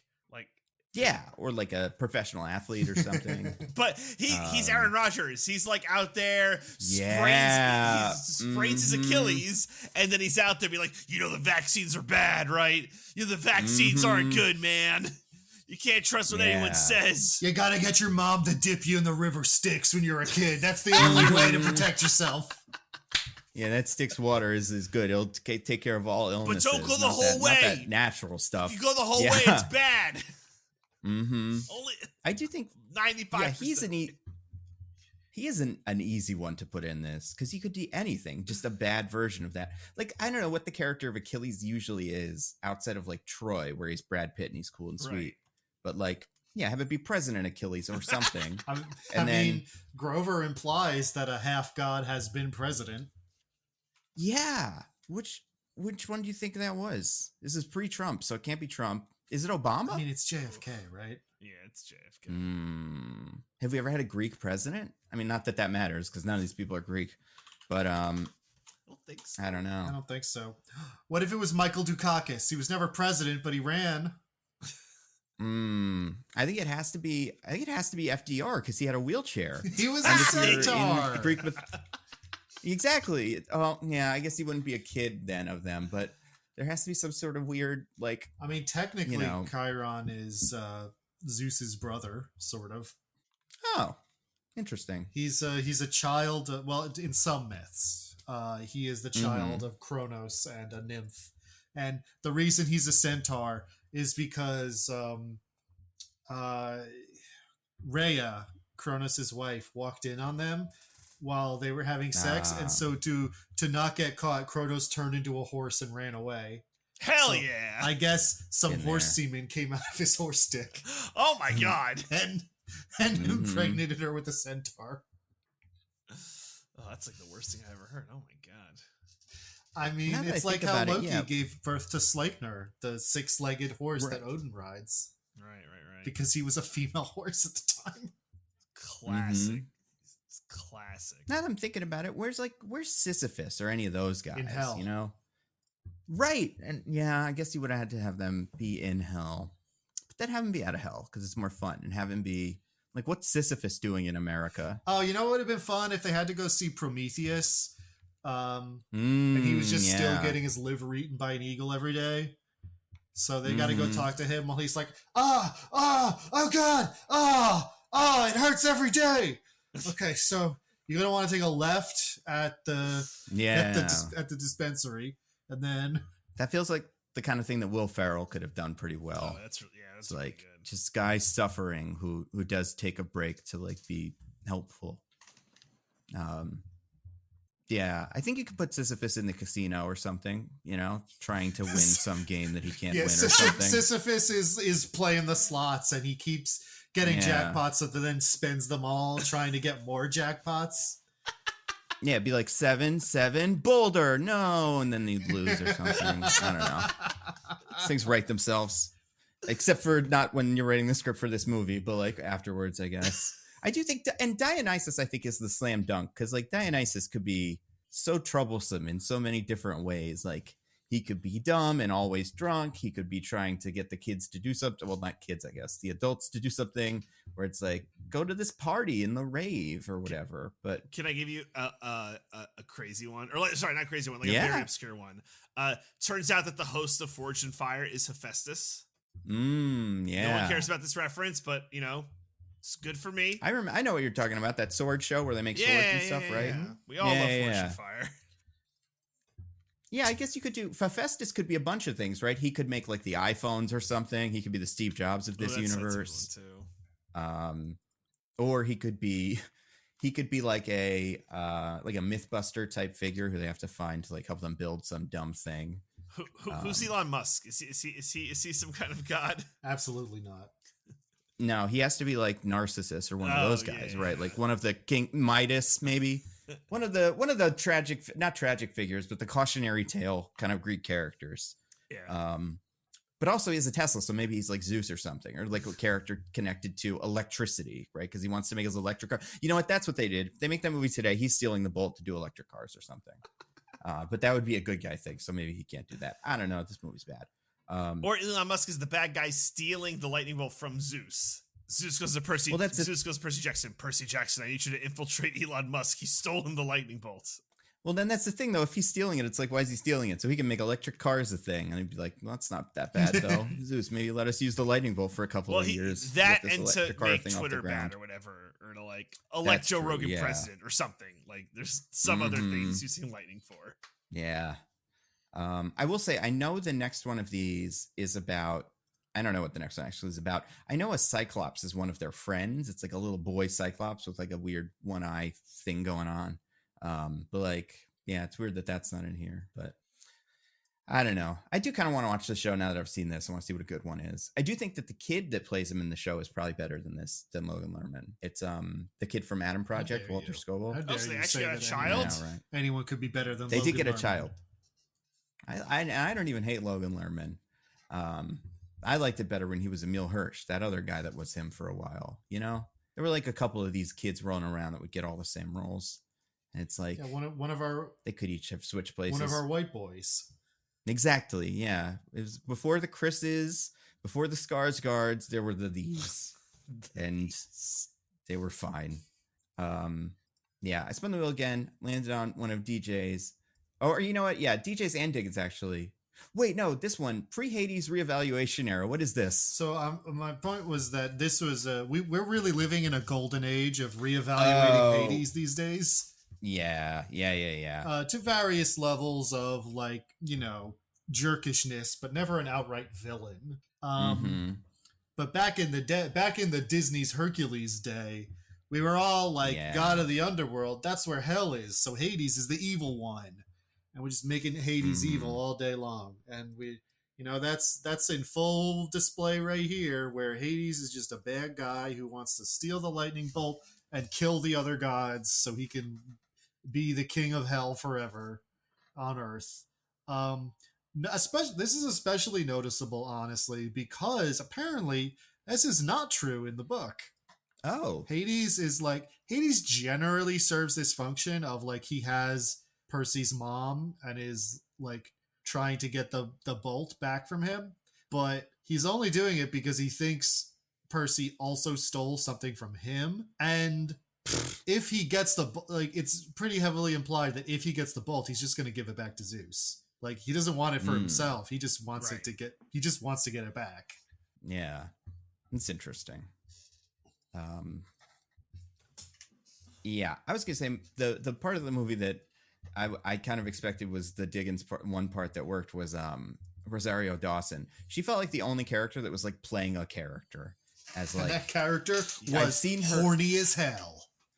Yeah, and it almost worked. I don't think that really works for Persephone from what I understand about that figure, but it's a choice they decided to go with here, so whatever. This is also one of those things that feels like we, you know, as part of our, for whatever reason, deciding culturally to revisit the Orpheus and Eurydice myth a lot lately. Yeah. We also sort of Hades Town, Hades, the video game, a bunch of different things. Yeah. We've also kind of reevaluated the Hades and Persephone marriage to be generally one of perhaps a rocky relationship, but one of genuine affection. Mm-hmm. But in reality, she wants to have sex with the satyr kid immediately. Like she'll take any port in a storm, apparently. But it's really funny because honestly, like even in the myths where his goodness is much more ambiguous. Although, you know, a lot of the stuff he's still not like necessarily good. It's just sort of more morally ambiguous. But like Hades and Persephone are notable amongst the Greek gods in myth for not cheating on each other constantly. Yeah. Good for them. Good for them. Yeah. They're the one good one. That's why Hades doesn't have a bunch of kids, because Hades' kids would be cool as hell. They'd be like sweet and could turn to big giant demon Balrog things if they wanted to or something. And yeah, I spun the wheel one last time. This is one of DJs and one of Diggins. Big Gods, Tiny People / Attack and Dethrone Baby Boomers. Let's talk about the ending of this movie. When did it become clear to you that the gods were way bigger than the others? Oh, it man. took me a couple minutes into that scene to figure it out. Oh, yeah. I didn't realize that for a little while there. I had an inkling when there was one shot of the crew of like the three of them, and it's so far away. And I'm like, why are we like in the skybox right now looking down? And I'm like, are they supposed to be small? And also like the like arena around them was so big. And I'm like, are they tiny? And then it was confirmed when it's like, oh my God, the gods are giant. I'm not going to lie to you. By this point, I was pretty checked out. I wasn't paying super close attention. So I don't think I fully realized it until there's a moment where Percy and Poseidon are in frame together. And I was like, oh no. Yeah. It's really weird. It's a weird decision because we see Zeus and Poseidon at the beginning of this movie, and they're the size of people. Mm-hmm. And we just hung out with Hades at Hades' house, and he was the size of people. Why are they so big? What are they trying to prove? You know, what's going on? It's pretty weird. I don't know. No, I mean, maybe it's a Zeus thing. Maybe he just wants to show off. Be like, we got to be bigger than the mortals because of how cool we are. We're so cool. And all the other gods are like, oh, it's so tiring to be this big. But they have to do it whenever he calls a meeting. Right. It's like formal. It's like, you know, business casual versus like casual Fridays. They're like, sweet, we get to be normal size or whatever. But I also think their outfits in this scene aren't very good. Like, it's just a really boring look for all these gods. Well, it's to the point where it's like... And this is another pre-Hades, post-Hades thing where, like, you can't have more fun with this. And even Hercules did this better. Yeah, it's like, I honestly, for the most part, can't tell who these gods are supposed to be just by looking at them. Mm-hmm. Which is a sign of bad design for the Greek gods. You know, like, there's something about Zeus, because they're just like people. And like, we didn't really talk about this either, but the only thing they did for Hades... why am I blanking on his name? Other guy from Tropic Thunder. Steve Coogan. Yeah. They gave him his like punk rocker look, you know, like bad boy, chains, leather, blah.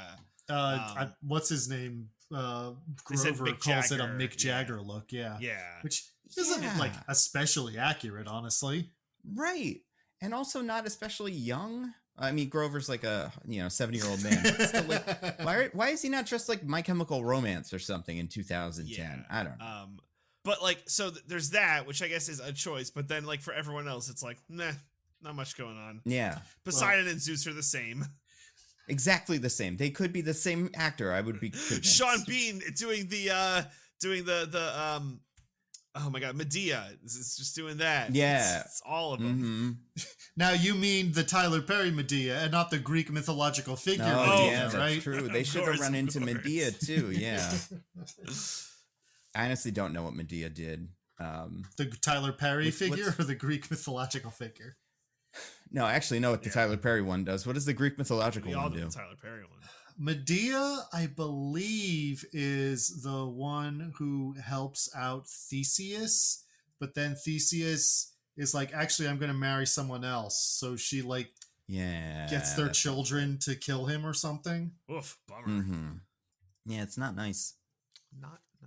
Not nice at all. But oh no, sorry, that's Jason that happens with. I'm sure this correction is very meaningful. A lot of people appreciate that you did it. I know. I appreciate it. Yeah, no, she helps Jason get the golden fleece, and he's like, I'm going to marry you. But then he's like, actually, I'm going to marry someone else, because fuck Medea. So she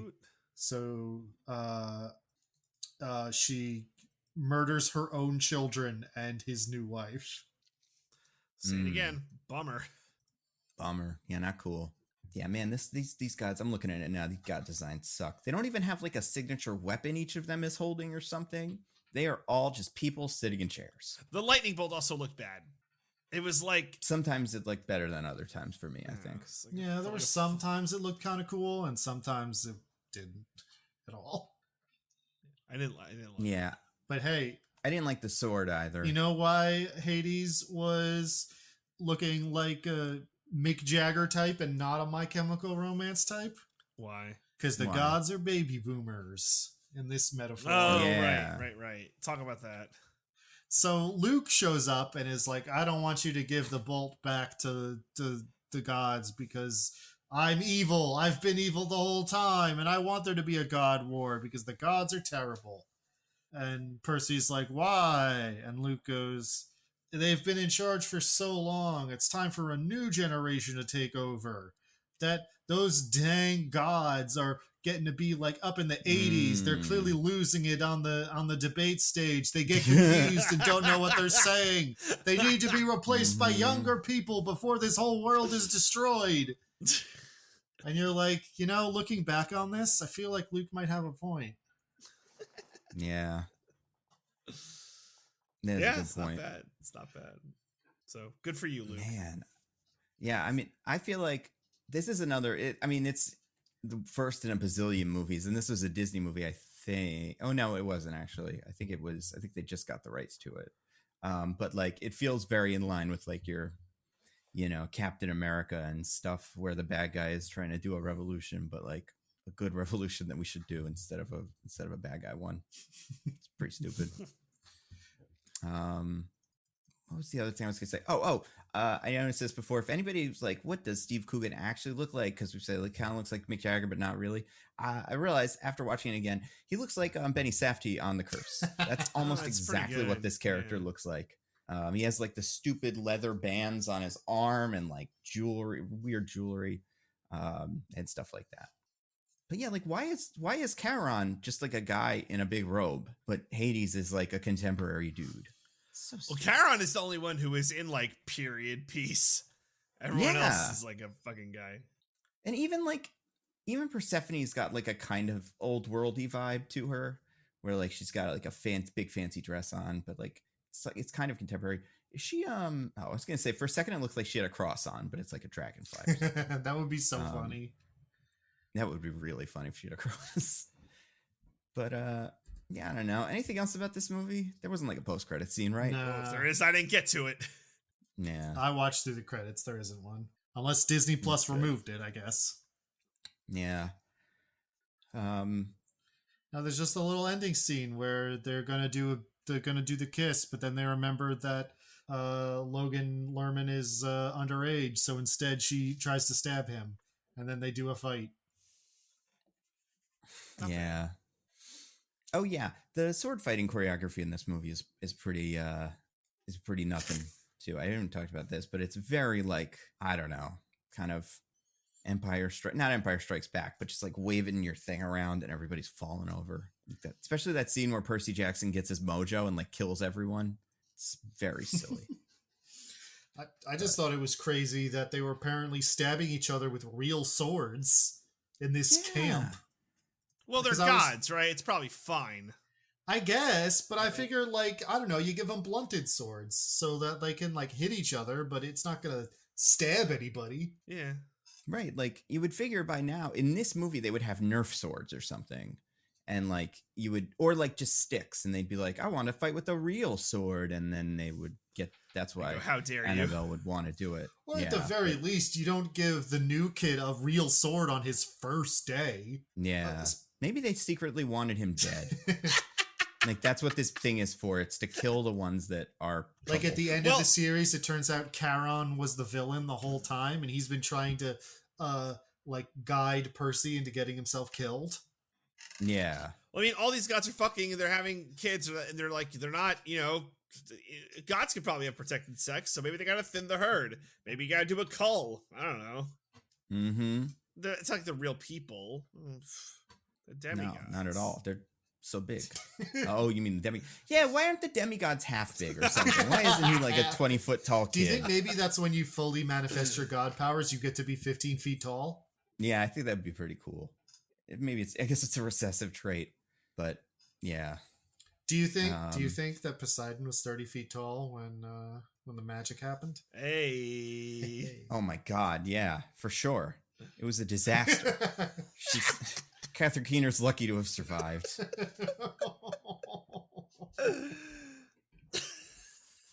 Yeah. Anything else about this one? Percy Jackson, #1, The Lightning Thief. I think I'm good. Yeah. It was. Yeah, it's okay. It's not a horrible movie, but it's not that good either. I really do think like we're in a particularly big, for me at least, dead zone of shows. I think I am gonna watch the new one. Okay. Just to see Check what it out. it's like. Just to get your I want to see final fix of Lance Reddick. That's right. Yeah, and I want to be able to compare all the guys and be like, oh, this is what you should have been doing, or this is what this one's better. Because I do feel like there will be a lot of like one-to-one moments, because it seems like it does focus on the Lightning Thief. Like I know I've seen the Lightning Bolt, which is kind of more of a like Mjolnir style artifact in the new one. But like if they do the same plot, then like I'm curious what's their Medusa, because that one's different. So yeah, I don't know. Do you guys want to get to our classics? I would love to.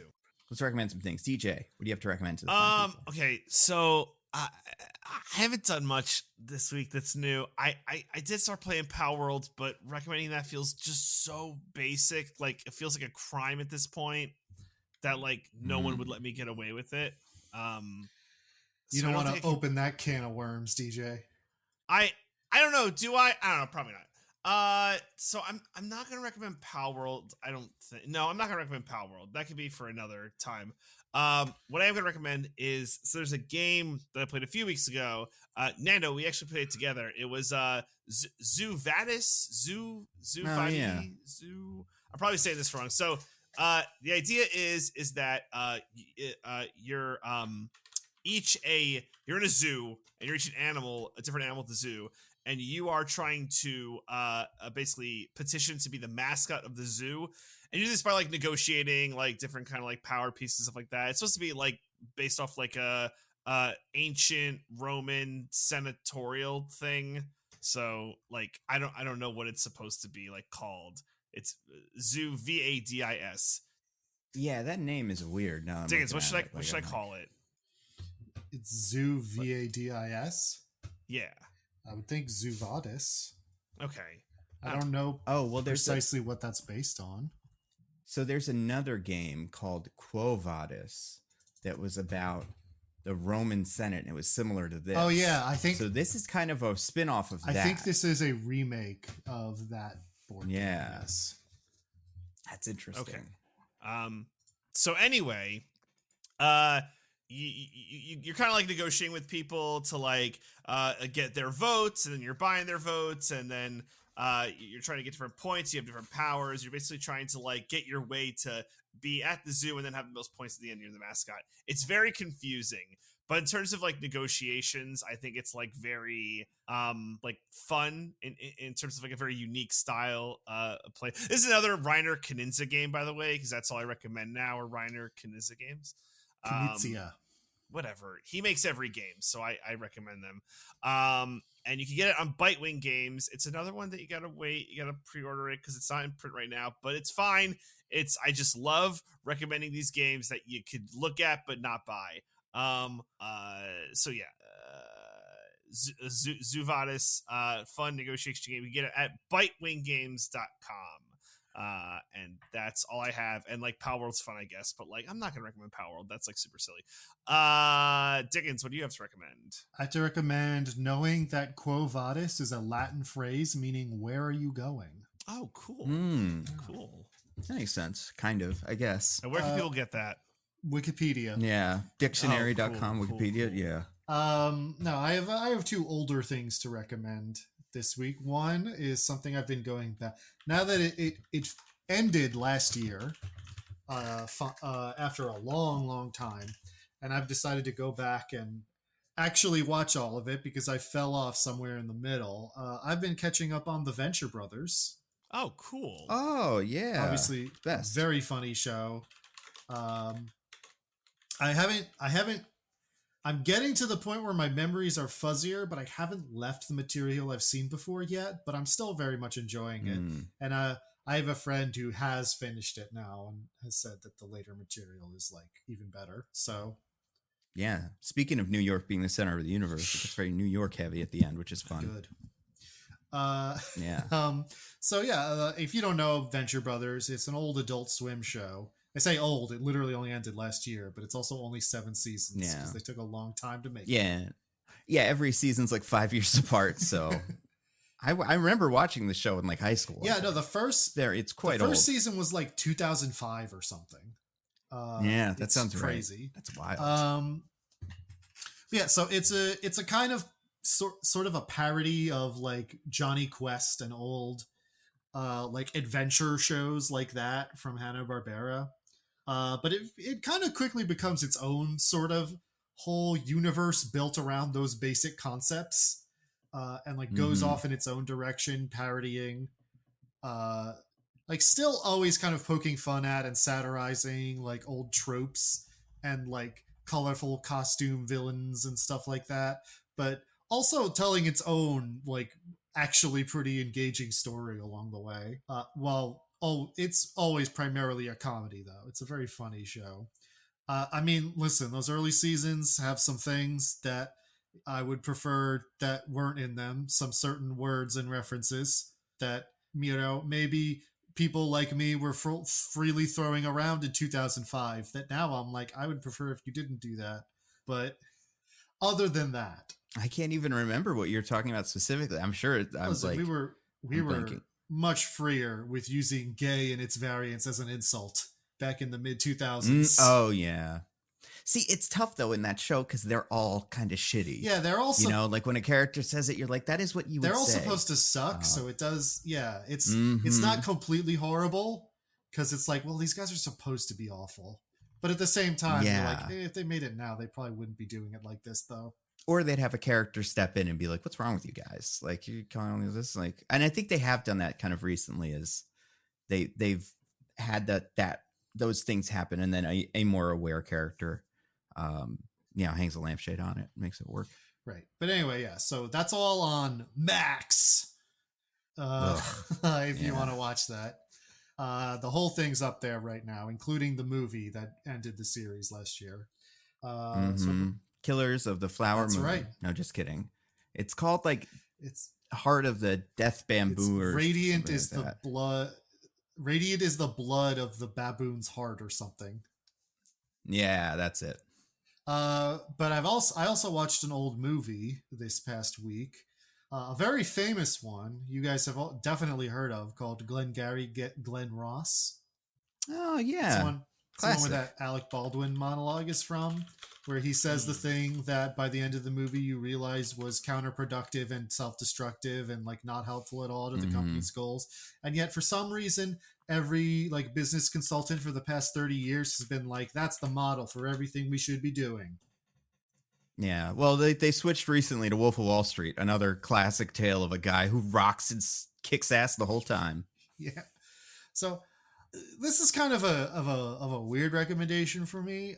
I had a weird reaction to that movie where it's like everyone in that movie sucks, and it's just an hour and 40 minutes of a bunch of assholes being increasingly horrible to each other. And some of the people in real life suck for interesting reasons. One of them just got indicted of manslaughter or something. That's true. And the other one's Kevin Spacey. Yeah, that's true. Alec Baldwin's barely in the movie, though. He's only in that first scene, and then he's gone. Kevin Spacey is much more important, though. So, yeah. But yeah, so it's like, it's undeniably a very well-made movie, I think. And the point is that like this whole culture is awful and like is only destroying themselves and like not even helping the people who are using them. But at the same time, it was like a deeply unpleasant hour and 40 minutes to be living through. You know what I mean? So it's like, Yeah. I don't know how much I recommend it, but it's undeniably an extremely well made and written movie. So like, I'm not going to say it's bad. It's very good. It's just, I don't know. You got to be in the right headspace for it. Yeah. That is available to rent, I think, on several platforms right now. You know, the usual suspects, your Voodoos, your Tubies or whatever. And it has the star of The Usual Suspects, Kevin That's Spacey. true. It does. Oh, it's on Peacock. Peacock. That's the Everyone's best That's what one. everyone has. Yeah. Yeah. But yeah, so those are my recs. What about you, Nando? I got a Peacock rec. I'll save it for a second though, because the first one is a movie. I want to recommend Anatomy of a Fall. Yeah. I watched it finally, and yeah, I'm so surprised that it started getting. Not surprised that it got all the Oscar nominations. Like pleasantly surprised. It makes me think like, could it win? And like it can't, because Oppenheimer's going to win. But like, it's really good and weird, and like, it's French, but it's not in French the whole time. So that part's great. Cannot recommend that enough. There's subtitles, but like so a lot of it's English. It's not funny, but it's kind of so two selling points. Number one, because it's about a court case.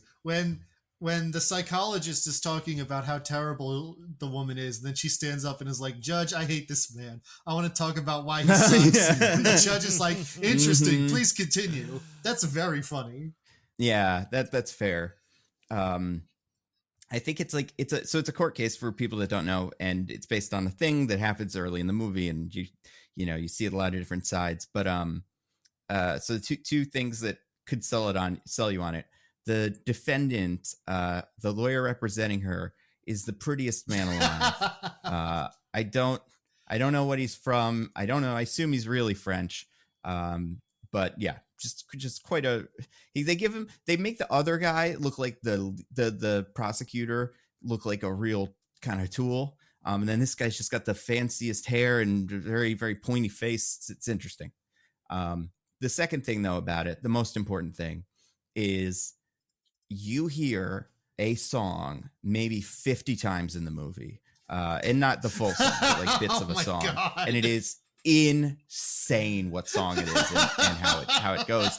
And it took me a while to remember it's not the first movie last year with that needle drop in it, which is like so good. Like it's maybe the best movie of last year and the worst movie of last year. Both have the same song in it. And yeah, that part of it, I think, just for curiosity, when I was like, because I heard this too, I was like, oh, there's a weird sound thing.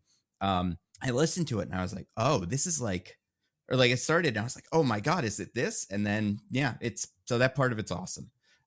It's definitely like a bummer, but it's not quite the kind of bummer I expected. It's more tense and like, it's very serious, but it's, I don't know. I think you leave it having thoughts, but not like super down like some other Oscar movies sometimes are.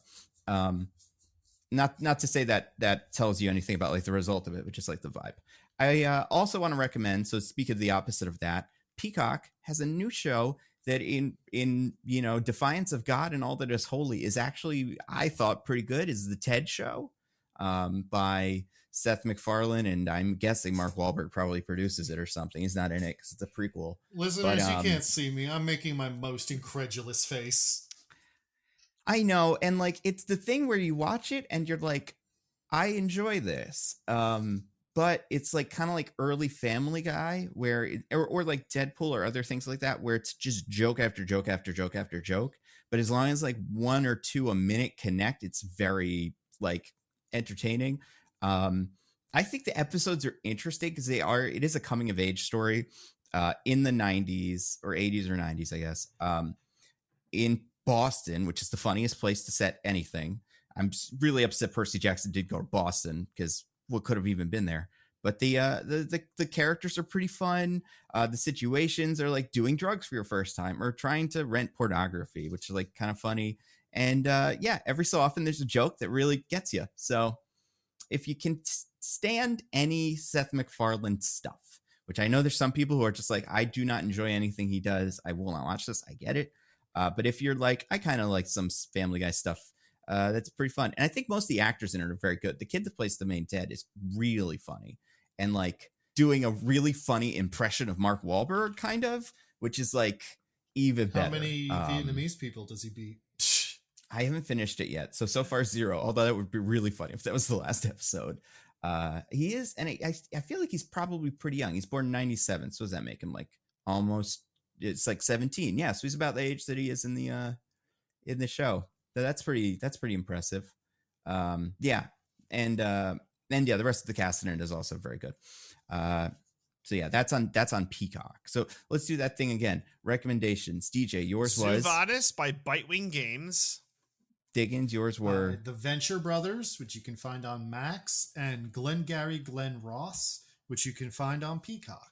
And then mine was Anatomy of a Fall, which is a movie that you can rent and stuff. And then Ted, which is also on Peacock, the show, not the movie.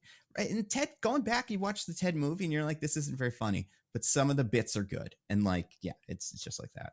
What are we doing next week, guys? I have no idea. It's a great question. We can figure out this poll. Is this going to be the result of the poll? Yeah, maybe. Right, that'd be fun. Yeah, I'm curious because nothing comes out this next week. After that, we've got Argyle, so that'll hold us over. But yeah, I'm curious if people have any suggestions or we'll do this poll. But yeah, this is gonna be a year of sparse movie releases, so be able to catch up on a lot of things that people have always wanted us to do. This Percy Jackson show everyone's talking about. Maybe do the second Percy Jackson movie. I bet it's even better. I haven't done it yet. I've seen that too, and I can't remember a single thing besides Nathan Fielder is in it. Or not Nathan Fielder, Jesus, Nathan Fillion. I was gonna say, I don't think that's true. Yeah, it's pretty good. If it was Nathan Fielder, but yeah, Nathan Fillion's fun. And it was back when I was like really into Firefly, and it was like the coolest thing. We all had that phase. Yeah, exactly. Diggins or DJ, do you have anything to plug? Just Roses and Rejections kicking off Joey's season of The Bachelor. Joey Pants? So check that out. Joey Pants. Finally. He's a bachelor. He got rid of that stench, so everyone's movie. like, thank you. Is the season any good? I actually love it so far. I only one episode in, but the cast seems really good, and the Bachelor isn't a putz, so that helps. And he's young. He's a what do we call them? Bronze Bachelor or something? Right. That's practically decrepit by reality TV standards. Yeah, you have to be like super young or super old. That's like the bounds. So yeah. Dickens, what about you? Anything to plug? Nope. What about you, Nando? I've had videos the last week. I had 2. I don't remember when they both came out, but one of them is my who's in the running for Supergirl casting video on the Nando Cut. There's a new report today that apparently Millie Alcock from House of the Dragon, and then Meg Donnelly from like Supernatural, who also happens to voice her in the animated movies, like Supergirl in the animated movies. Those are the 2 actors that are in the running. So we'll see what that is. But so I made this video about a week ago. I talk about both of them because we've known they're both the people that are going to be in it for a while.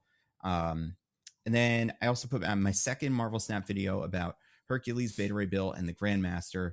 All great characters that everyone loves. And they're just fun.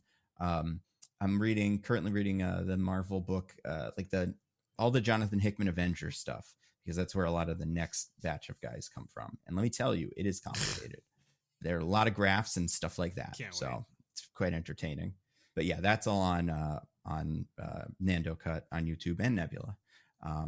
So yeah, next week we will see, we'll see what we're doing. We'll figure it out. And until then, I've been at Nando V Movies. I'm at Sippy by Day. I'm at This Is an Odd Name. Goodbye, everybody. Goodbye. Bye. Bye.